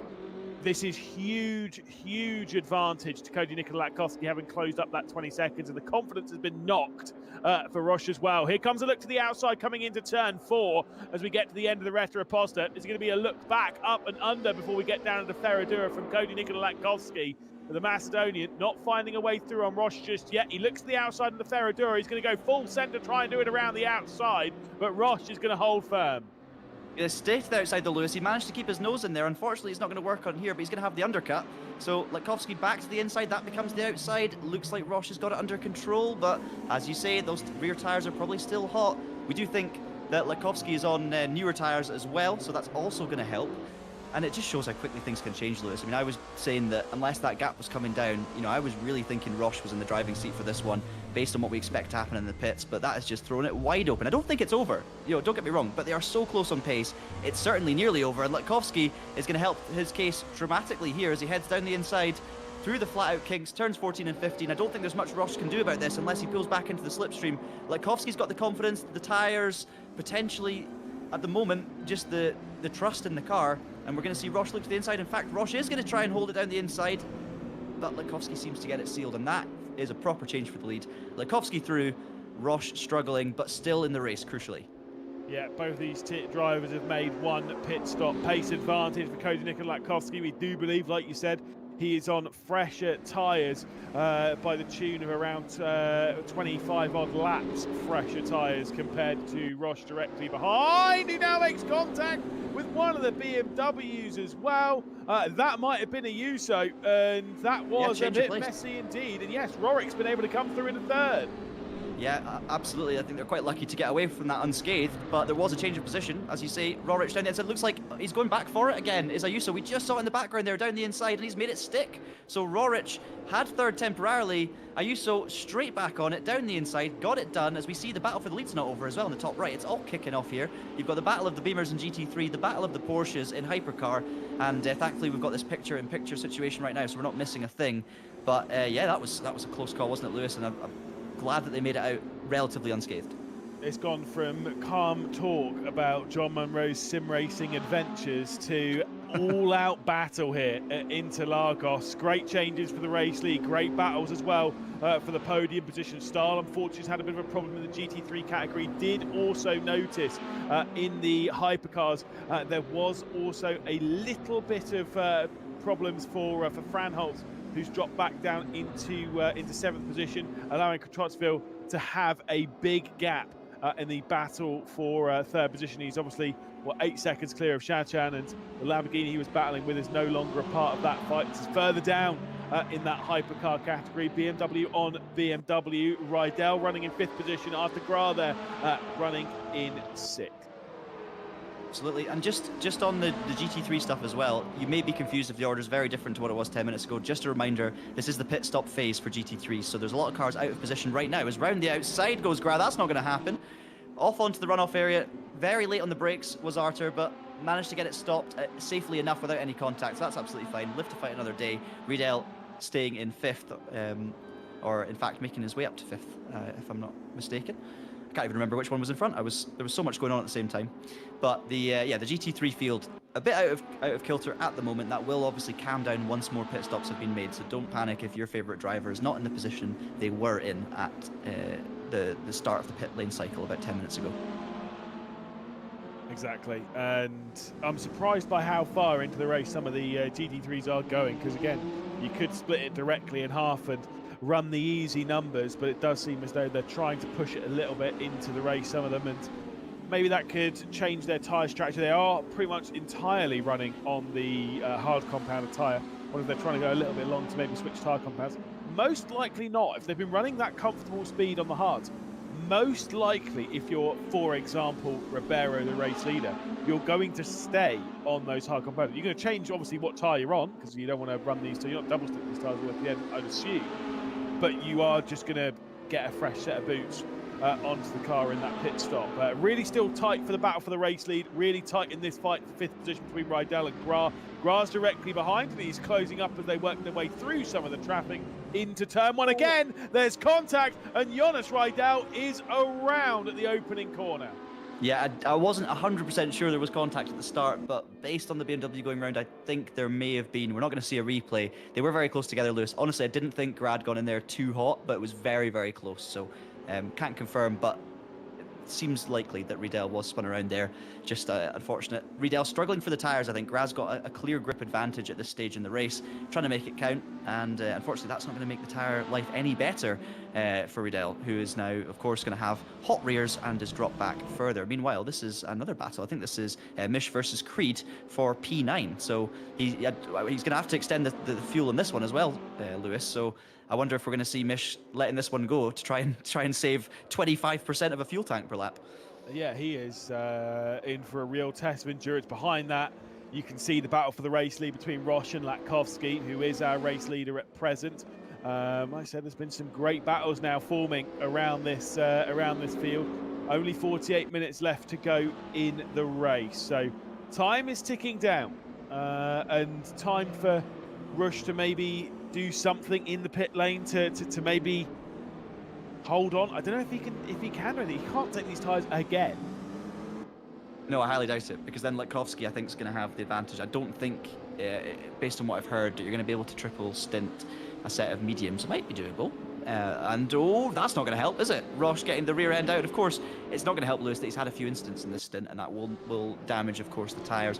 I think he's got to do what I believe the original plan was most likely to be, which is take a new set of softs for this last run. Now, Latkovsky, on the other hand, might be planning to double stint the mediums here, but in the position he's in, because he's had this huge break with a 20-second gain on Roche, maybe he matches him. If Latkovsky also takes new tyres, then they're going to be on equal tyres. Although it would make a lot more sense for Latkovsky now to just make the use of that double stinted mediums and save potentially 30 seconds. That's a big lead he's going to have. So this is all complete speculation. I might be proven wrong on all of this, but Latkovsky's definitely in the driving seat. I just don't think it's over, because based on all the evidence I have in front of me, I do believe that Roche has got a pace advantage here. Not much, but ever so slightly. In the same scenario, I think Roche has got the pace advantage.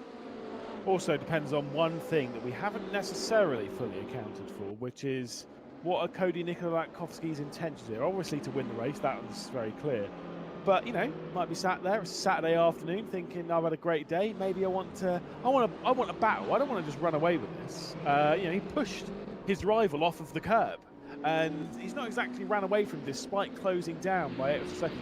I don't think Latkovsky's pushing at 110% at the moment. And if he does he could do the change for tyres and think, do you know what, I just want to have a good battle here. So there is that to think about whether he will or not, but it's a little bit of fun, isn't it? Absolutely. Sorry, just to cover this, Shachan is dropping back. I don't know if he's in the pit lane right now, potentially, but he is dropping down the order of hypercars from that top 4, and it is a pit stop. So this is the first of our final second stops for the hypercars. So Shachan not having a problem, thankfully, just taking on some fuel. But yeah, you're absolutely right. I mean, they're clearly in this for fun. There is a lot at stake to try and win the first ever, not the first ever special event, but the first special event of this new RaceRoom ranked era. However, it is also a lot of fun. You can tell that by the fact that Latkovsky was out there, of course, helping Roche. So they're going to want to battle, and that would make it a lot of fun.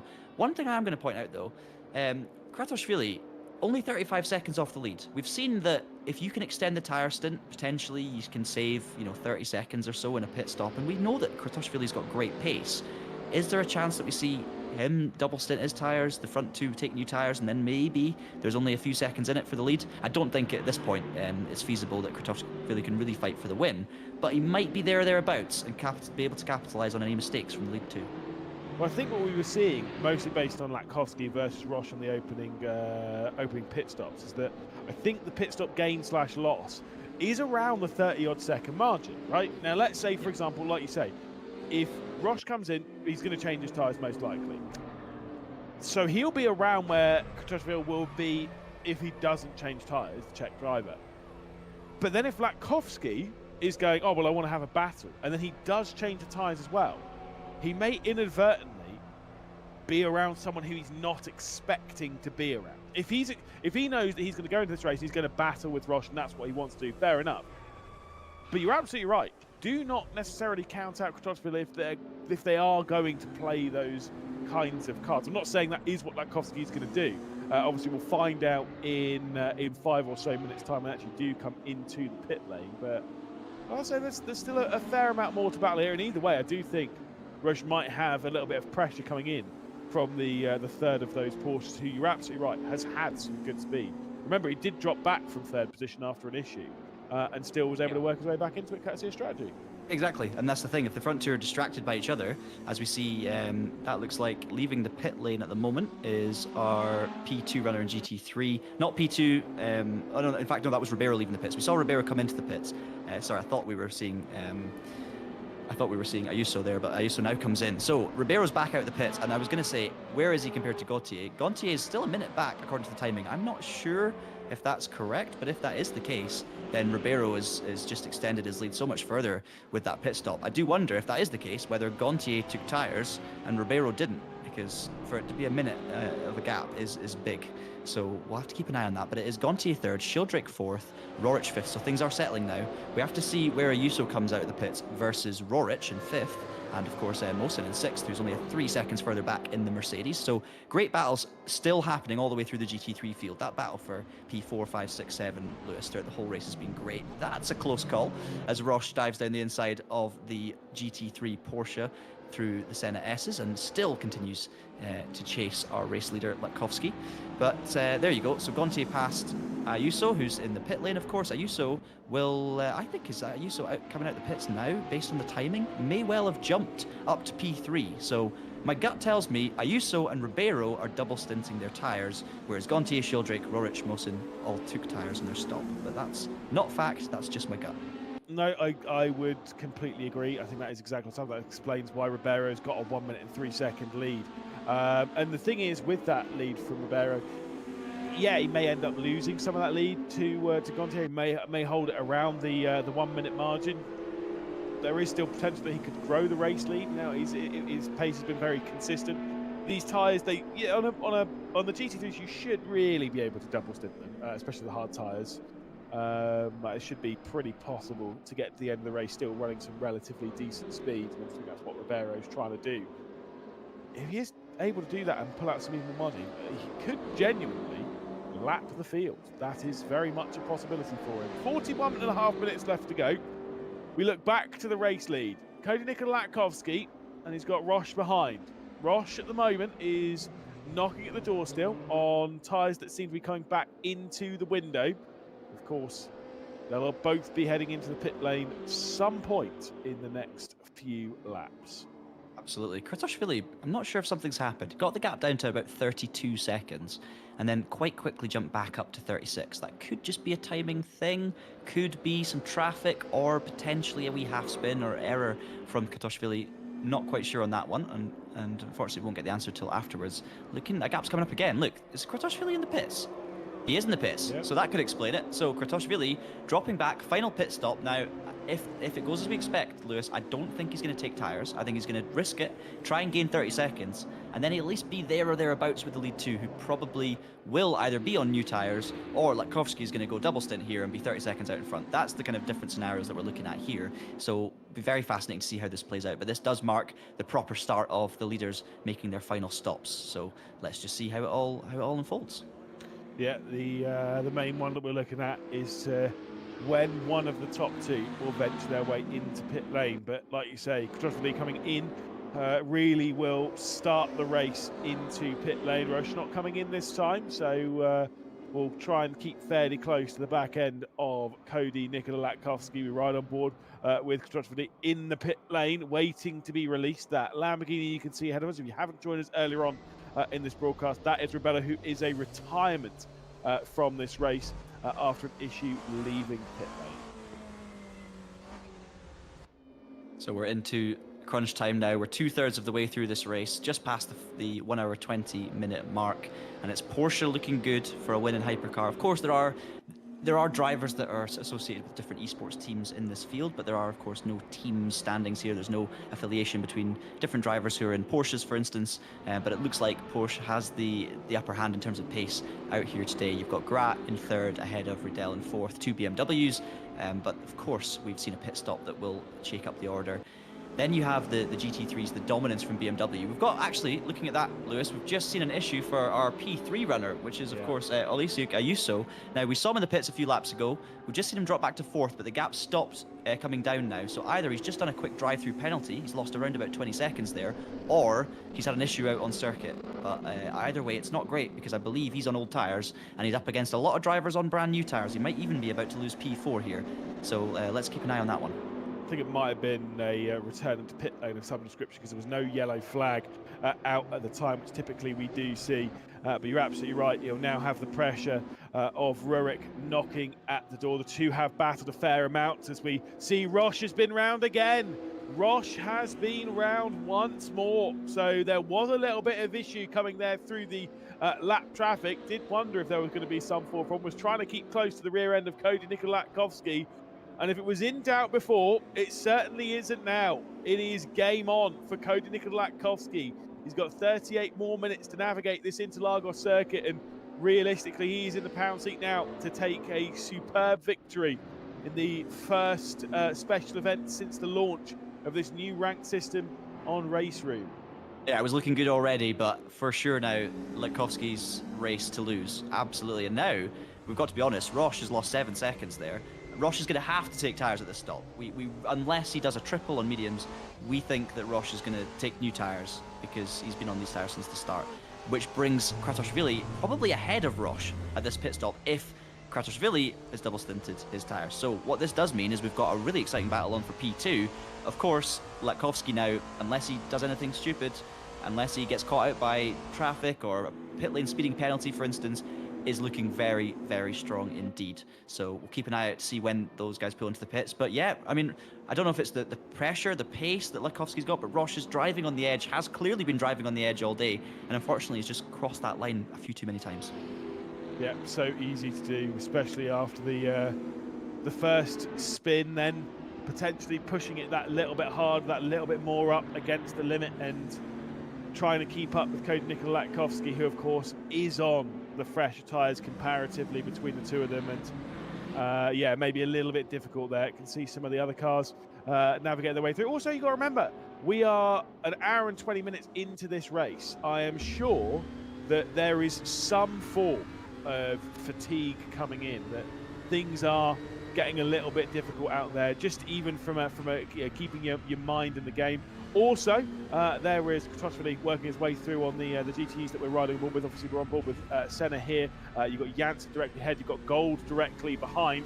Well, I think your brake markers, things like that, like references are changing here. The sun is setting. Obviously, it will not set over the entirety of this race. We only have half an hour left. But as it dips below a lot of the grandstands and trees and some of the undulation around here, is getting dark on the circuit. Your references are changing, and the one thing that I was taught when I started sim racing was never use a shadow as a brake reference. I'm sure some people have. I was about to say exactly that. Yeah, don't use a shadow as a braking reference because they move, and yeah, it's going to get tricky. And you're so right about fatigue. Just as you were saying that, I mean, we almost saw an incident there on board with the GT3 of Senna, just up ahead. Janssen almost getting into it with a hypercar. He was trying to put a lap. There was a bit of uncertainty there. Both cars ended up running wide, and it's fatigue. It's mental fatigue. You start losing that edge of concentration. And at this level, that's all you need to lose in order for things to go wrong. So everyone's going to have to stay laser focused. I should also say, we've been saying Roche has been spinning and pushing too hard. We haven't necessarily caught the start of those moments, so there is also a chance that there's been incidents there with back markers or other cars. I don't want to just instantly assume that Roche is spinning on his own every single time, but the evidence points towards that car being very on the edge, and it wouldn't surprise me, let's put it that way, if those had been spins under just the stress of the tyre eventually giving in. So we've got a couple of BMWs here doing battle between Ayuso and Rorik, of course, 4th and 5th position. Alex Mosin's not too far off the rear end of it, about 5 seconds arrears in the Mercedes, but it is an all BMW 1 through 5. Firing through the middle of all this, the bright yellow, very distinctive 963, of course, of Cody Latkovsky flying through this group. Once again, highlighting the pace difference between the hypercar category and the GT3s. For now, for him, it's a cruise to the checkered flag. For everyone else out there, with the exception of maybe Ribeiro, the cruise certainly has not begun yet. This is going to be a difficult challenge to get to the checkered flag. Absolutely. As we see there, Fernholt's also pitting in the Lamborghini, so we'll see where he comes out. We saw Gra in the last lap pitting, but has got out ahead of Riedel by the looks of it, so that's a change, or not change of position, but maintaining of position on track there. There's Fernholt's, in fact, that's not Fernholt's, that is Roche in the pit lane, in the Porsche, so that's our P2 runner. Let's see what happens now versus Kratoshvili, who is in 3rd place. That's the gap we need to pay attention to see if the German can stay ahead of the Czech driver. But yeah, Ribeiro, I mean, he's got a 1-3-second lead in GT3. It's looking good. He didn't take tyres, we think, which means the gap's much bigger, but it does mean that he's going to have to manage the car a little more and watch out. I'm a bit surprised that he didn't take tyres. I thought with an advantage like that, you do take tyres, because then you're just kind of reaffirming your grip for the rest of the race, but he wants to try and win by the largest margin. It makes complete sense. So let's just see how long the stop then takes for Roche. As we say, we expect new tyres. There's another spin for the Ferrari. We just saw it in the corner of our screen there for Hummer losing the back end. And that's a close call as well between the Mercedes of Mohsen and the charging Kratochvili, who's coming through in the 963. Through the final corner, Roche is still stationary. I think this could be what we expected, Lewis, which is a very, very close battle coming out of the pits. And if the gaps are what we expect, I think Kratochvili here will go ahead by around about 5 to 10 seconds from Roche. But Roche is going to be on new tyres. It's going to be so, so close. He's now finally leaving the pit box. But I think we're going to be about right. Yeah, it is going to be very tight. So we work our way through on the inside. You'll see there just being passed. Roche is leaving the pit lane now. Already coming through. Kratochvili is able to take over second position. And this is the thing. If Cody Nikolakowski also changes tyres, then Kratochvili will be in the hunt for race victory. Maybe it's not going to be there or thereabouts, but he is in the hunt for it. But if Cody Nikolakowski goes, okay, do you know what, I will be taking these tyres to the end of the race, then he could have a 25 to 30 second lead on what would be a very aggressive and very driven Kratochvili and Roche. Yeah, Lakowski, remember, was super fast in that first stint. He was faster than Roche on mediums. That tells me that if you're pitting now, you're taking softs, right? So I think Roche is going to be on new soft tyres. Kratochvili, despite his pace, is up against the pole sitter on new soft, and he's on stint old mediums. So let's be honest, unless something happens, Roche is probably going to get P2 here from Kratochvili. Lakowski, on the other hand, you know, he's got it in the bag, but he's only going to be one mistake away from that battle. And it doesn't matter which of the two behind him is the person who's closest. He is still only going to have you know, a margin of one mistake's worth, let's say. Either a big gap but the wrong tyres, or a small gap in the right tyres. It's going to be one of the two. So it'll be fascinating to see how it plays out. You can see there, Kratochvili is actually on softs. So I think Lewis is double stinting softs for this stint, based on that. So that's great, very impressive to see, but I do wonder how that'll affect things. In fact, there is Latkovsky coming into the pits now, so this is going to be key, Lewis. Let's see where he comes out. How big is the gap? And from that, we can have a guess on tyres, because, I mean, I thought Kratochvili was on double stinted mediums, and it seems like he's on softs, so what do I know? What would you do if you were Cody Nikolakowski here? Would you change tyres, or would you keep on going? I would, I think, for the sake of the race, stick to the mediums and double stint. We know I just maybe not criticised Ribeiro, but said I wouldn't do that from Ribeiro's position. This is a different situation. I would rather be 30 to 35 seconds out in front and be on a second stint medium, rather than taking the new tyres and only having a gap of 5 or 6 seconds. And I think that's exactly what Latkovsky's going to do. He's going to pull out the pit. So this is now Latkovsky going for that strategy. I think it's ultimately faster. It's more likely to win the race. But he will have the stress, of course, of that gap coming down and coming down and coming down, especially with Roche. But it's such a big gap now, Lewis. It's as we say, Latkovsky's race to lose with all those mistakes. Yeah, this is the thing. Is that the one thing this strategy does not afford you is a mistake. If you have a mistake and you lose that 40-odd second through a mistake or two, you will not be able to get that time back, pretty much. Like that will be it. It'll be done. Your chances of winning this race would be over. If you were to change tyres, there is the potential where if you were to have a mistake, you would have the opportunity to come back from it. But that's part of the gamble. You're absolutely right. Kratochvili is going to be will most likely be closing in over this stint. Will most likely be dragging that gap back down to the Macedonia Racing. Thing is, he's only got half an hour to close down 40 seconds, and he's also got to battle with Roche, who is focused here. In all likelihood, it's not going to be coming down. What would it need to be is about 1.6 seconds a lap, every single lap from here until the end of the race. Unlikely whilst you're battling, as here comes a look to the inside, coming up towards Ferradura. Roche was having a look, was filling the mirrors of Kratochvili and could not go through. But I get the feeling that he's the faster of the two right now on those fresher tyres. Absolutely. Sitting Zuck at the moment is Kratochvili, which we thought would be the case. So, he's not a threat to Latkovsky at this stage. It's Roche really that's the true threat. And it's just a case of how quickly does that gap come down. What is the difference between new softs and second stint mediums? I mean, 1.6 seconds, Lewis, is not a massive margin, especially when you're talking about not only a difference in tyre life, but tyre compound as well. Oh, that's a big bit of contact there. Sparks fly underneath the 963, but it's Roche who makes the move. I don't think Kratochvili is going to have anything to fight with here. He might have a slipstream, he might have straight line speed, but under braking, Roche is going to have the confidence in the performance. So unless he goes for something wild, this move's probably said and done. And it's just a case of whether or not Roche can use that unbelievable qualifying pace that we've seen to close that gap on Latkovsky. And yes, as we see, Kratosvili, nothing to fight with, is going to have to just sit there, hang on to third. He's got an 8-second gap over Grat at the moment, who's also on second stint tyres based on the gaps. So looking good. We have a yellow flag meanwhile in sector 3, so I'm keeping an eye out to see if we know who that was, but it's gone away, so hopefully just a small spin for someone. You say 1.6 seconds. I mean, it's definitely possible to close 1.6 seconds, 1.7 seconds a lap on a single lap, to go that much faster on fresher tyres and a compound softer. That is possible.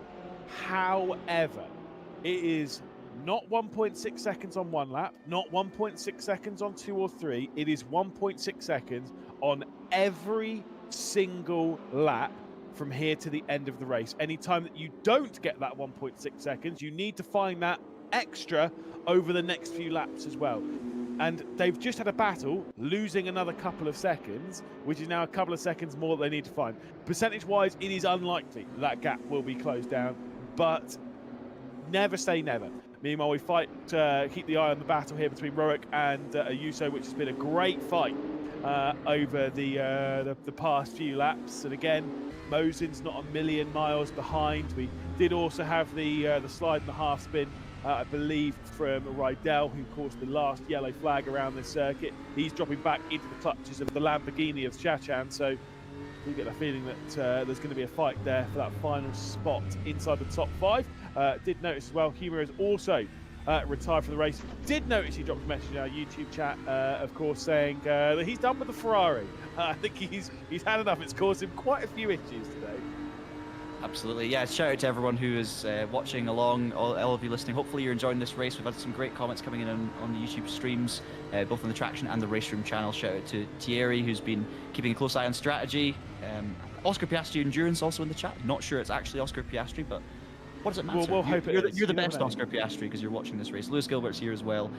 Rob fan, Cycles, lots of support in the chat, so it's great to see. Hopefully you guys are all enjoying this race. And you know, despite being an hour and a half in, Lewis, you know, as we say, we've got battles all throughout the field, all the way through. It's still not said and done at the top of each class. I mean, I say that.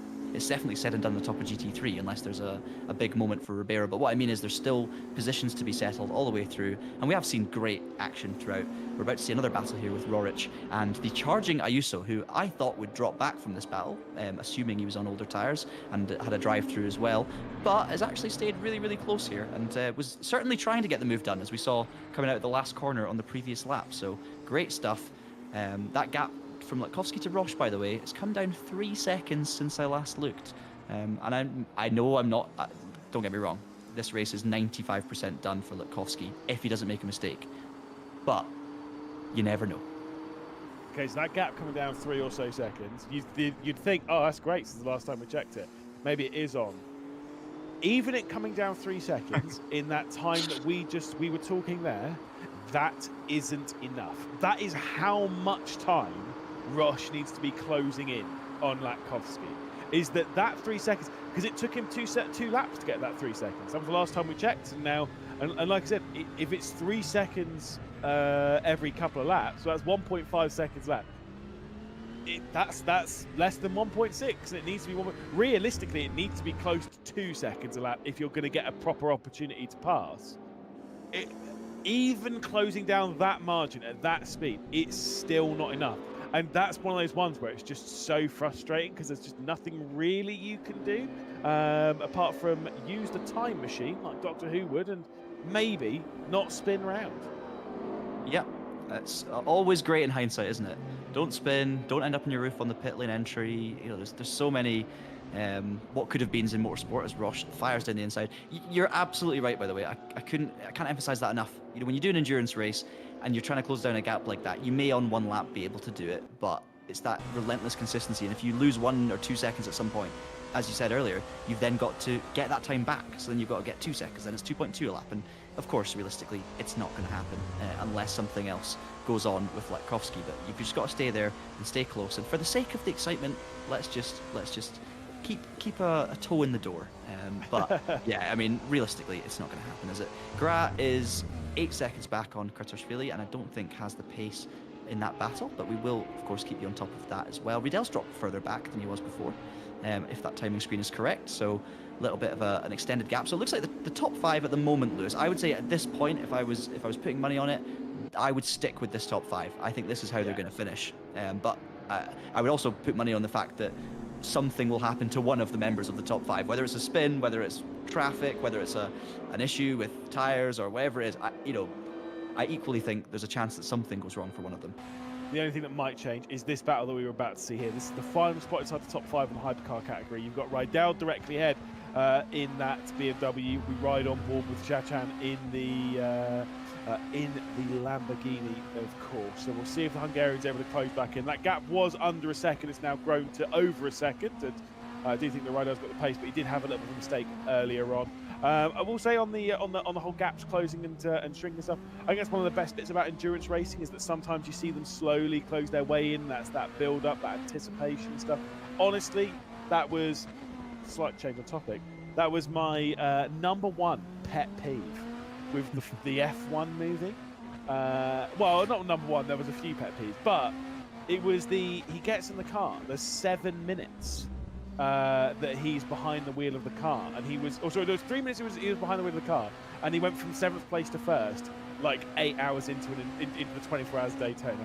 Absolute rubbish. Yeah, the other drivers. Yeah, apparently so. Oh yeah, I mean, hey, it looked good. It sounded, that intro it got the blood going. That intro did. I didn't expect it as well going into the film. Didn't realize we were gonna get some sports car representation, but that was cool to see. But yeah, I mean, you're definitely right. But hey Lewis, let's make it more exciting here. If Brad Pitt can do it, Roche can do it. Oof, I don't know if that was a sentence that I want to be involved in. If I was Roche, if Brad Pitt can do it, you can do it. Like, oh my goodness! All right, sorry, my good sir. Let me give that one a go. Either way, there's your race leader, Cody Nikolakowski, who's got 21.5 minutes ready to head round the circuit to seal a victory. Should be 13 or so laps, 14 laps. To be fair, they are quite short round here, aren't they? You fly past the laps. That's what some people really like about Interlagos, how the laps just keep going by and by and by and by and by. It's so fast as Tarrant has gone for a bit of a spin further down in the GT3 category.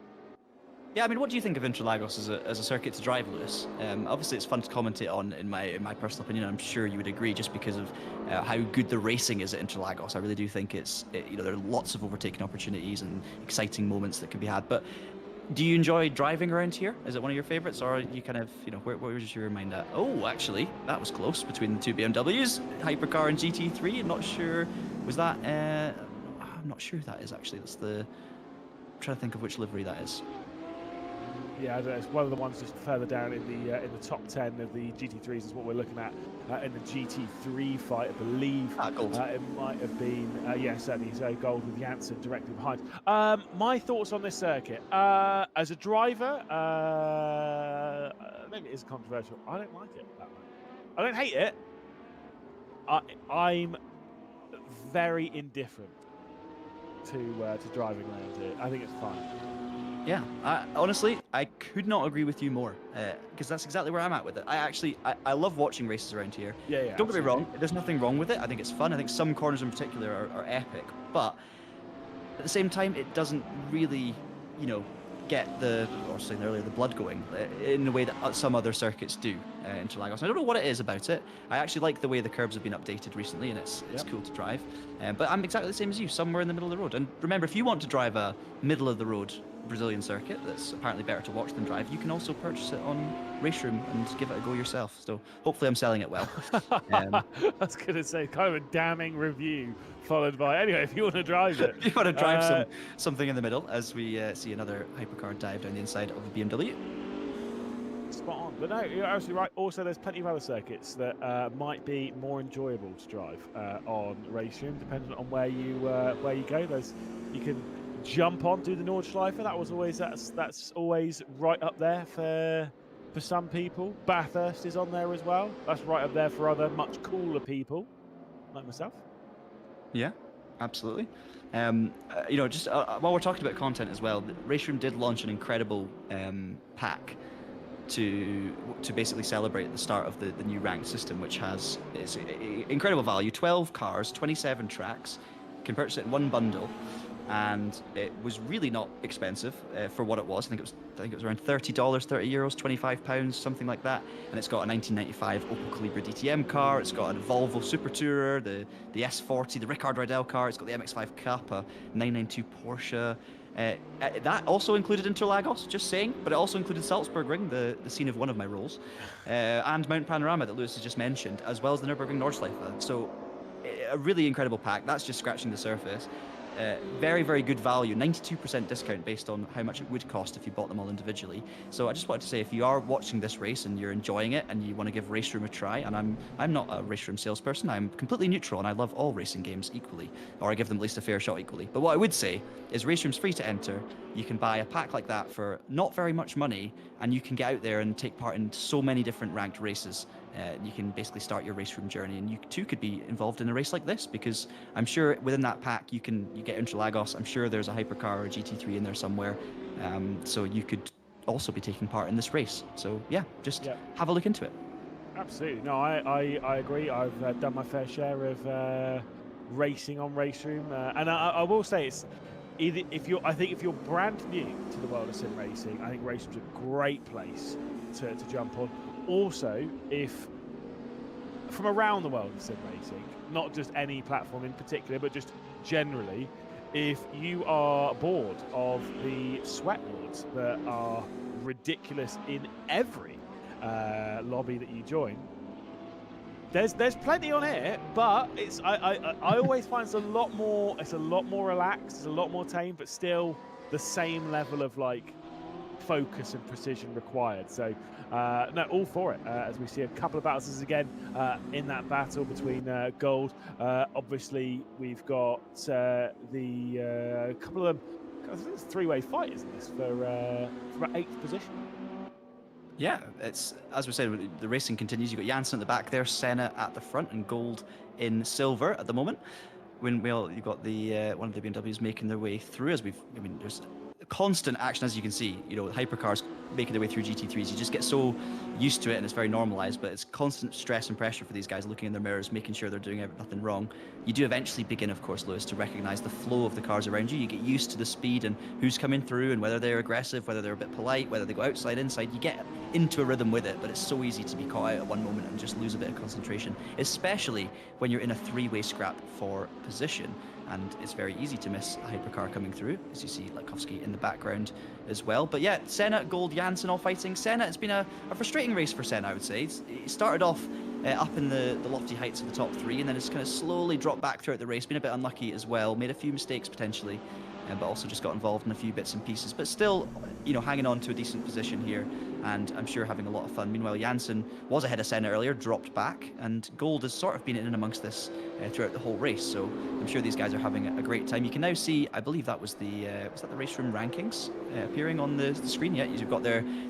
I think, is that the safety ranking percentage? I don't want to get this wrong, but I believe that's the what someone's safety ranking is for how consistent and safe they are on circuit and how few incidents they have during a race.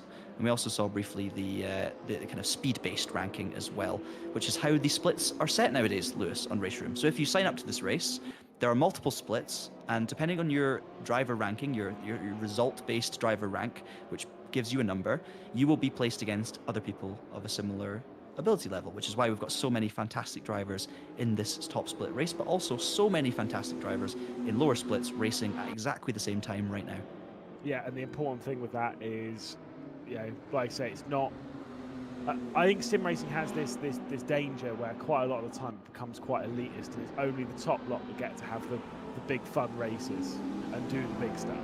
Whereas I think it's important to have lots of splits so that everyone can take part in this race up and down the order, and I think that's very entertaining indeed, and very important, because otherwise I would never get to race anyone. Also, but it's important because then you don't, if you're new to sim racing, you don't come across a Cody Nicola Latkovsky or a Tomasz Ribeiro in your opening couple of races, where you almost certainly have absolutely no chance of beating them, which just isn't fun. Yeah, and for 95% of us, or 99% of us, never have a chance of beating them. But yeah, you're absolutely right. And you can see there, so just to point this out, GT3, we talk about a dominant Ribeiro's been, as we do see a move on screen now from that's gold on Senna, so we'll keep an eye on that. But you can see Ribeiro's rating 2,326, clearly a step ahead of everyone else. Now everyone's got a higher rating to be in this top split, but Ribeiro has about 300 points above everyone else, and he's demonstrated why that is in this race, Lewis. Absolutely incredible stuff, and even extending the gap since not taking tyres at that pit stop. Meanwhile, Roche has the highest of the top 5 in hypercar and was the pole sitter and probably was the fastest if it wasn't for those 2 spins. Ooh. Very similar to Latkovsky. That is getting exciting, isn't it, on screen, as we see the BMWs the BMW bread and a Porsche sandwich. The Porsche gets through, and in terms of positions, Gold has made the move on Senna. Senna now looking to the inside again, is gonna just about sneak a nose down the inside, but Gold can cover it. Dives to the inside, Senna late on the brakes, almost contact in the braking zone, but they managed to get away with it. Jansen's gonna be rubbing his hands together and getting very excited for this, because he could see 2 positions coming his way very shortly. But for the moment, that's the move done from Gold. I think that Porsche going through the middle of all of that, by the way, was Roche, which is probably not where he wanted to be in any of that. And like I say, getting a little bit awkward, causing some of the changes there in this battle in the GT3 category. We also have Showdown not too far out. Deep goes Gold. Senna might go for a move here into the opening corner. Jansen again rubbing those hands together, closing up once again to all of this. The battle gets closer, 12 minutes left to go. The battle for 8th position at present. Gold not feeling the need to take a defensive line here at the opening corner, and then it's going to go for the move down the inside. I did not expect him to get that stopped and make the curb. It looked like it wasn't going to happen, but he did it. Great stuff from Senna, who gets back up into the P8 he held so valiantly earlier. Gold making the advantage, around the traffic on the last lap. Senna straight back down the inside. I don't know if Gold expected him to do that on the brakes, but that was mighty impressive to get it stopped or use the curb. Brilliant stuff. And also, just to point out one other thing to keep an eye on, Kratos really seems to be struggling with tyres or something, and I wouldn't be surprised if that is a double stint on softs, because Gra is only 3 seconds behind. Remember when I said that the top 5 were, relatively nailed on, or at least the top 4? Well, that could still be about to change.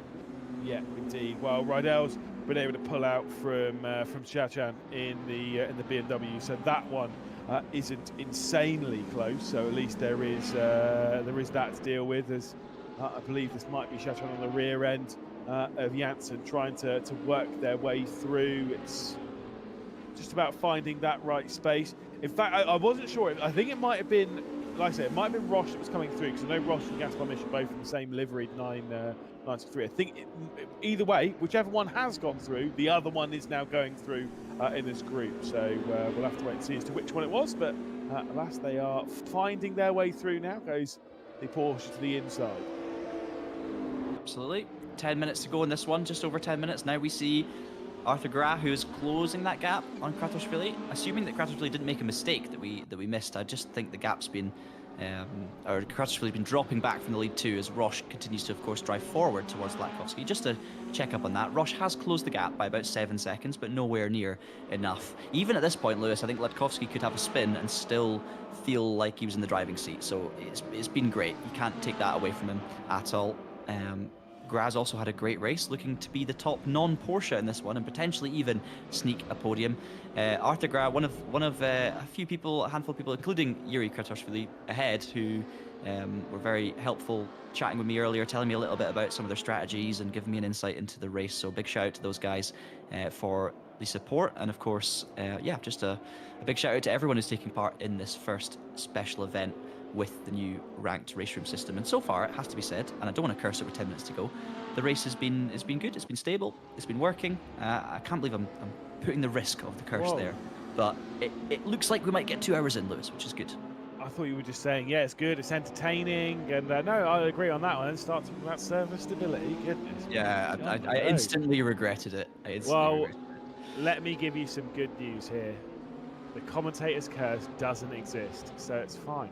And anyone that says it does, they're lying. Again, hill I'll die on, the world of sim racing and motorsport. Why not? Anytime someone tells me, I crashed because of the commentator's curse, total rubbish.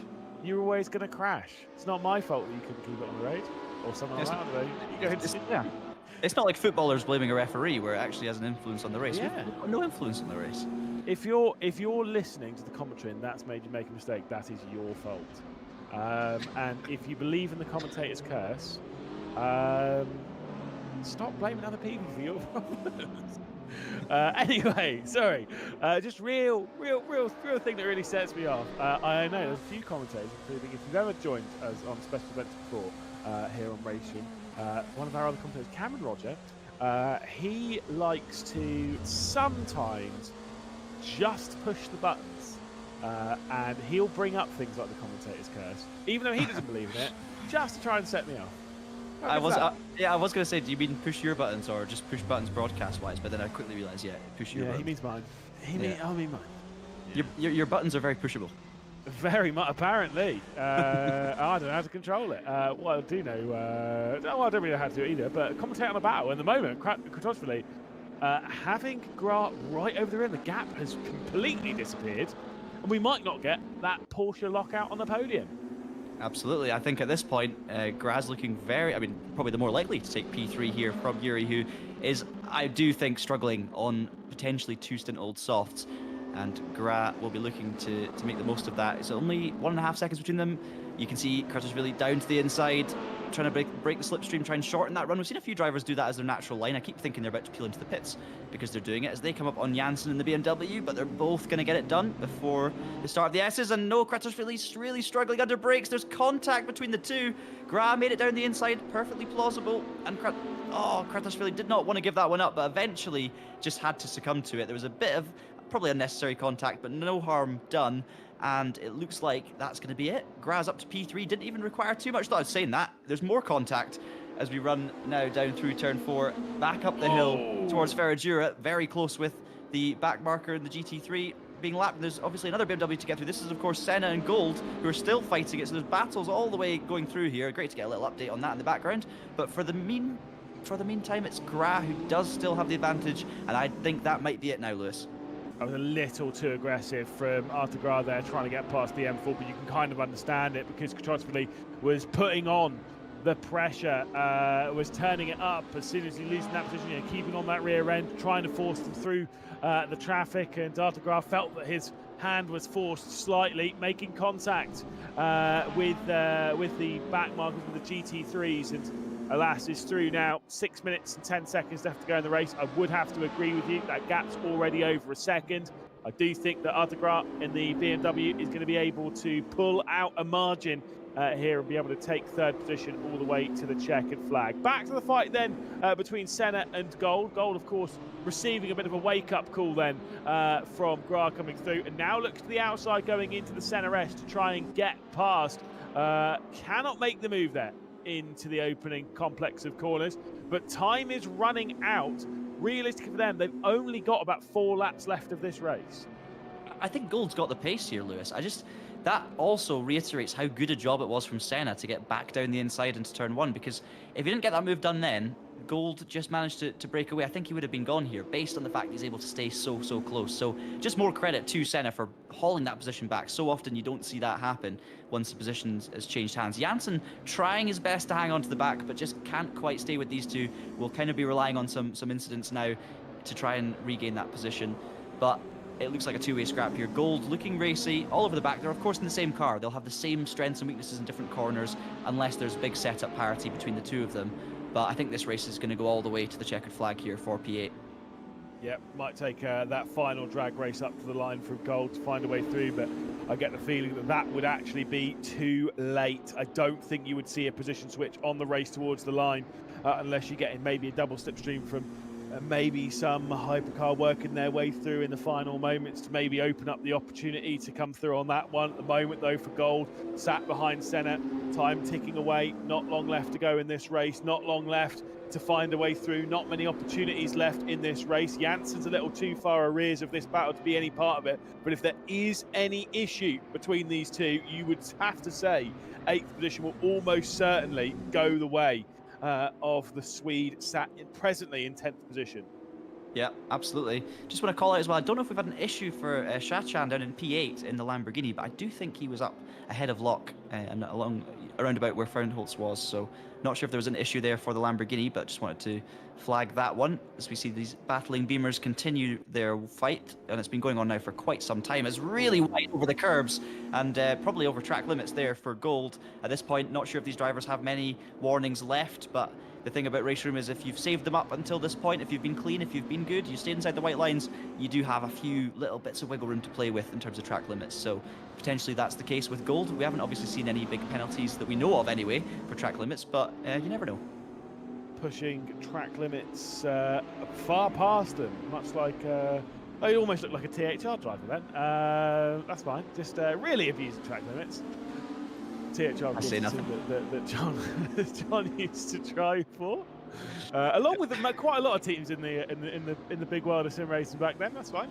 I got around.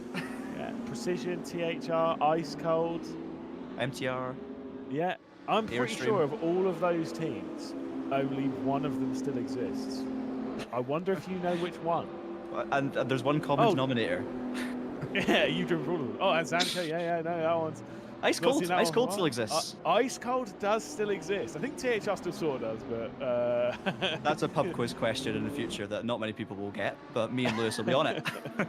I remember doing a quiz with you, and we had it was basically, we got loads of photographs, loads of racetracks. John was brutally fast. I only got one over you, and I still remember which circuit it was as well.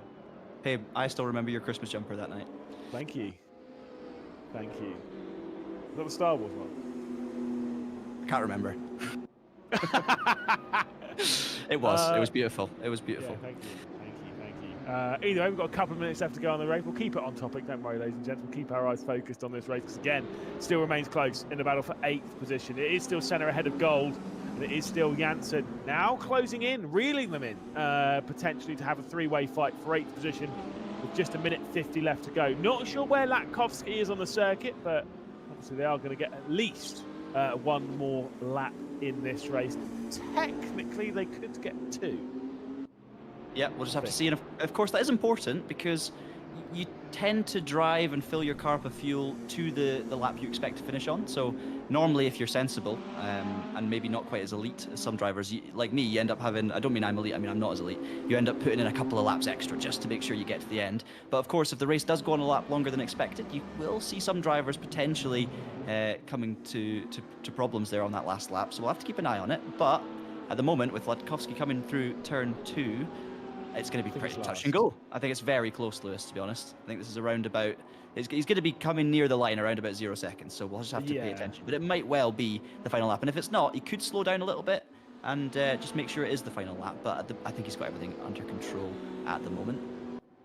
Takes them about 1 minute and 20 seconds to get around this circuit in the hypercars category. Slightly slower than that, maybe about 1 minute 23 at this point in the race. I believe with the time that he crossed the line, might have only had about 1 minute and 18 seconds, which means that this will most likely be the final lap of the race. And what a race it's been, what an exciting race it has been, what a dominant performance it has been from at least our race winner in the GT3 category. Less dominant from Cody Latkovsky, mostly courtesy of the fight between himself and Roche. But a couple of mistakes from Roche, right place, right time, and Cody Latkovsky has picked up the pieces. He led almost the entirety of the opening stint of the race after qualifying in second spot, dropped back down into second over the second stint, and now come through the final corner to absolutely dominate here at Interlagos. The 2 hours of Interlagos here on RaceRoom goes the way of the Macedonian. Cody Latkovsky across the line first,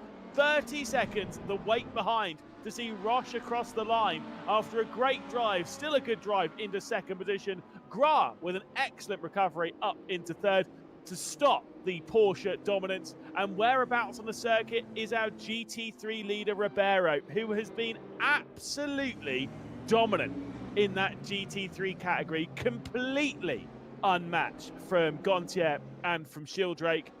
He'll work his way into the final complex of corners now after a superb drive. Our RaceRoom Super Touring champion this year. He'll work his way up the hill out of Junkau, now across to the start-finish line to completely dominate that GT3 category. He has been class of the field by a very, very long way. Ribeiro, the Portuguese driver, across the line to win. superb drive from both of our winners here, John.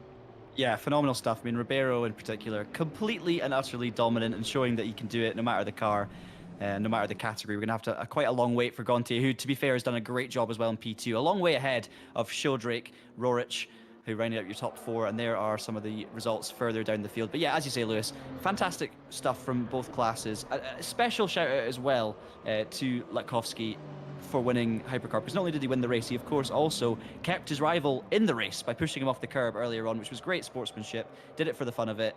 Love to see that. So, and didn't make any mistakes, unlike his rival. So thoroughly deserving of the victory, and also a very exciting performance by the driver who finished in 4th as well, just because Kratashvili was so fast, made mistakes, but gave us excitement throughout the whole race. So some standout performances for sure.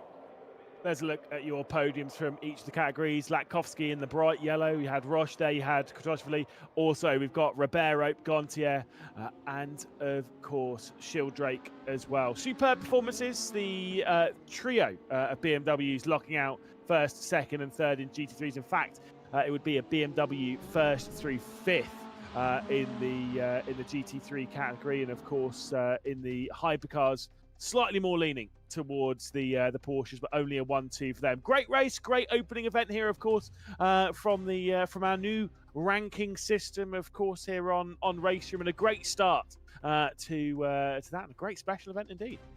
Absolutely. I mean, it rounds off the first month of action here on RaceRoom's updated ranking system with a flourish. I mean, great stuff. Really good to watch. The battling was great. There was contact every so often, a little bit, as you would inevitably see. But generally speaking, the quality of racing was very high. The pace was really strong. And the thing I loved about that race is we didn't really know which way it was going until the last 15, 20 minutes, just because the strategies were so open. Lots of options on tyres, different options on when you would come in as well. And multi-class racing is always exciting. So sprinkle a little bit of lap traffic into the mix, and you had what was a phenomenal race.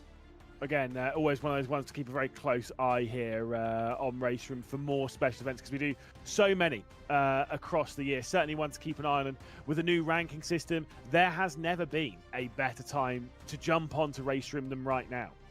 You're absolutely right. RaceRoom has been chipping away, adding things to their game, adding updates. The ranking system did come in a few years ago and was strong, but the UI wasn't as clear as it could have been. And, it felt like it was the start of something, but definitely not where it wanted to be. This new iteration is such a big step up. And I think that's showing in the number of people that are playing the game, the great racing I've had on the ranked system. And of course, being a free to enter platform where you can get certain amounts of content for free, and you can also purchase bundles, which make it a lot more accessible. You can, for a very low amount of money and a low amount of effort, you can be on the grid in a ranked race against people of a similar level, and it's very quick, it's very sharp. There's lots of different combos. So as you pointed out earlier, Lewis, if you're sort of new to sim racing, it is a fantastic place to start. But clearly, if you're very experienced and very fast, you can still get into events like this and have a blast against other folk that are just as experienced. So it covers the whole range. Yeah, absolutely. And like I say, if you do want to get involved, head over onto Steam, download it for free, get yourself involved in all of the action here on RaceRoom. There's so much still to come. There'll be plenty more special events as well across 2026, and of course, getting involved with all the ranks. Thank you so much for joining us, whether it's been here on RaceRoom, whether it's been over on the Traction YouTube channel as well. Thank you to Traction for joining us here for this broadcast. Thank you to yourself, John. It's been myself, Liz McGlade. It's been John Monroe bringing you the 2 hours of Interlagos, which has been a fantastic race, of course, absolutely dominated by Latkovsky and Ribeiro. We'll see you in the near future for the next one.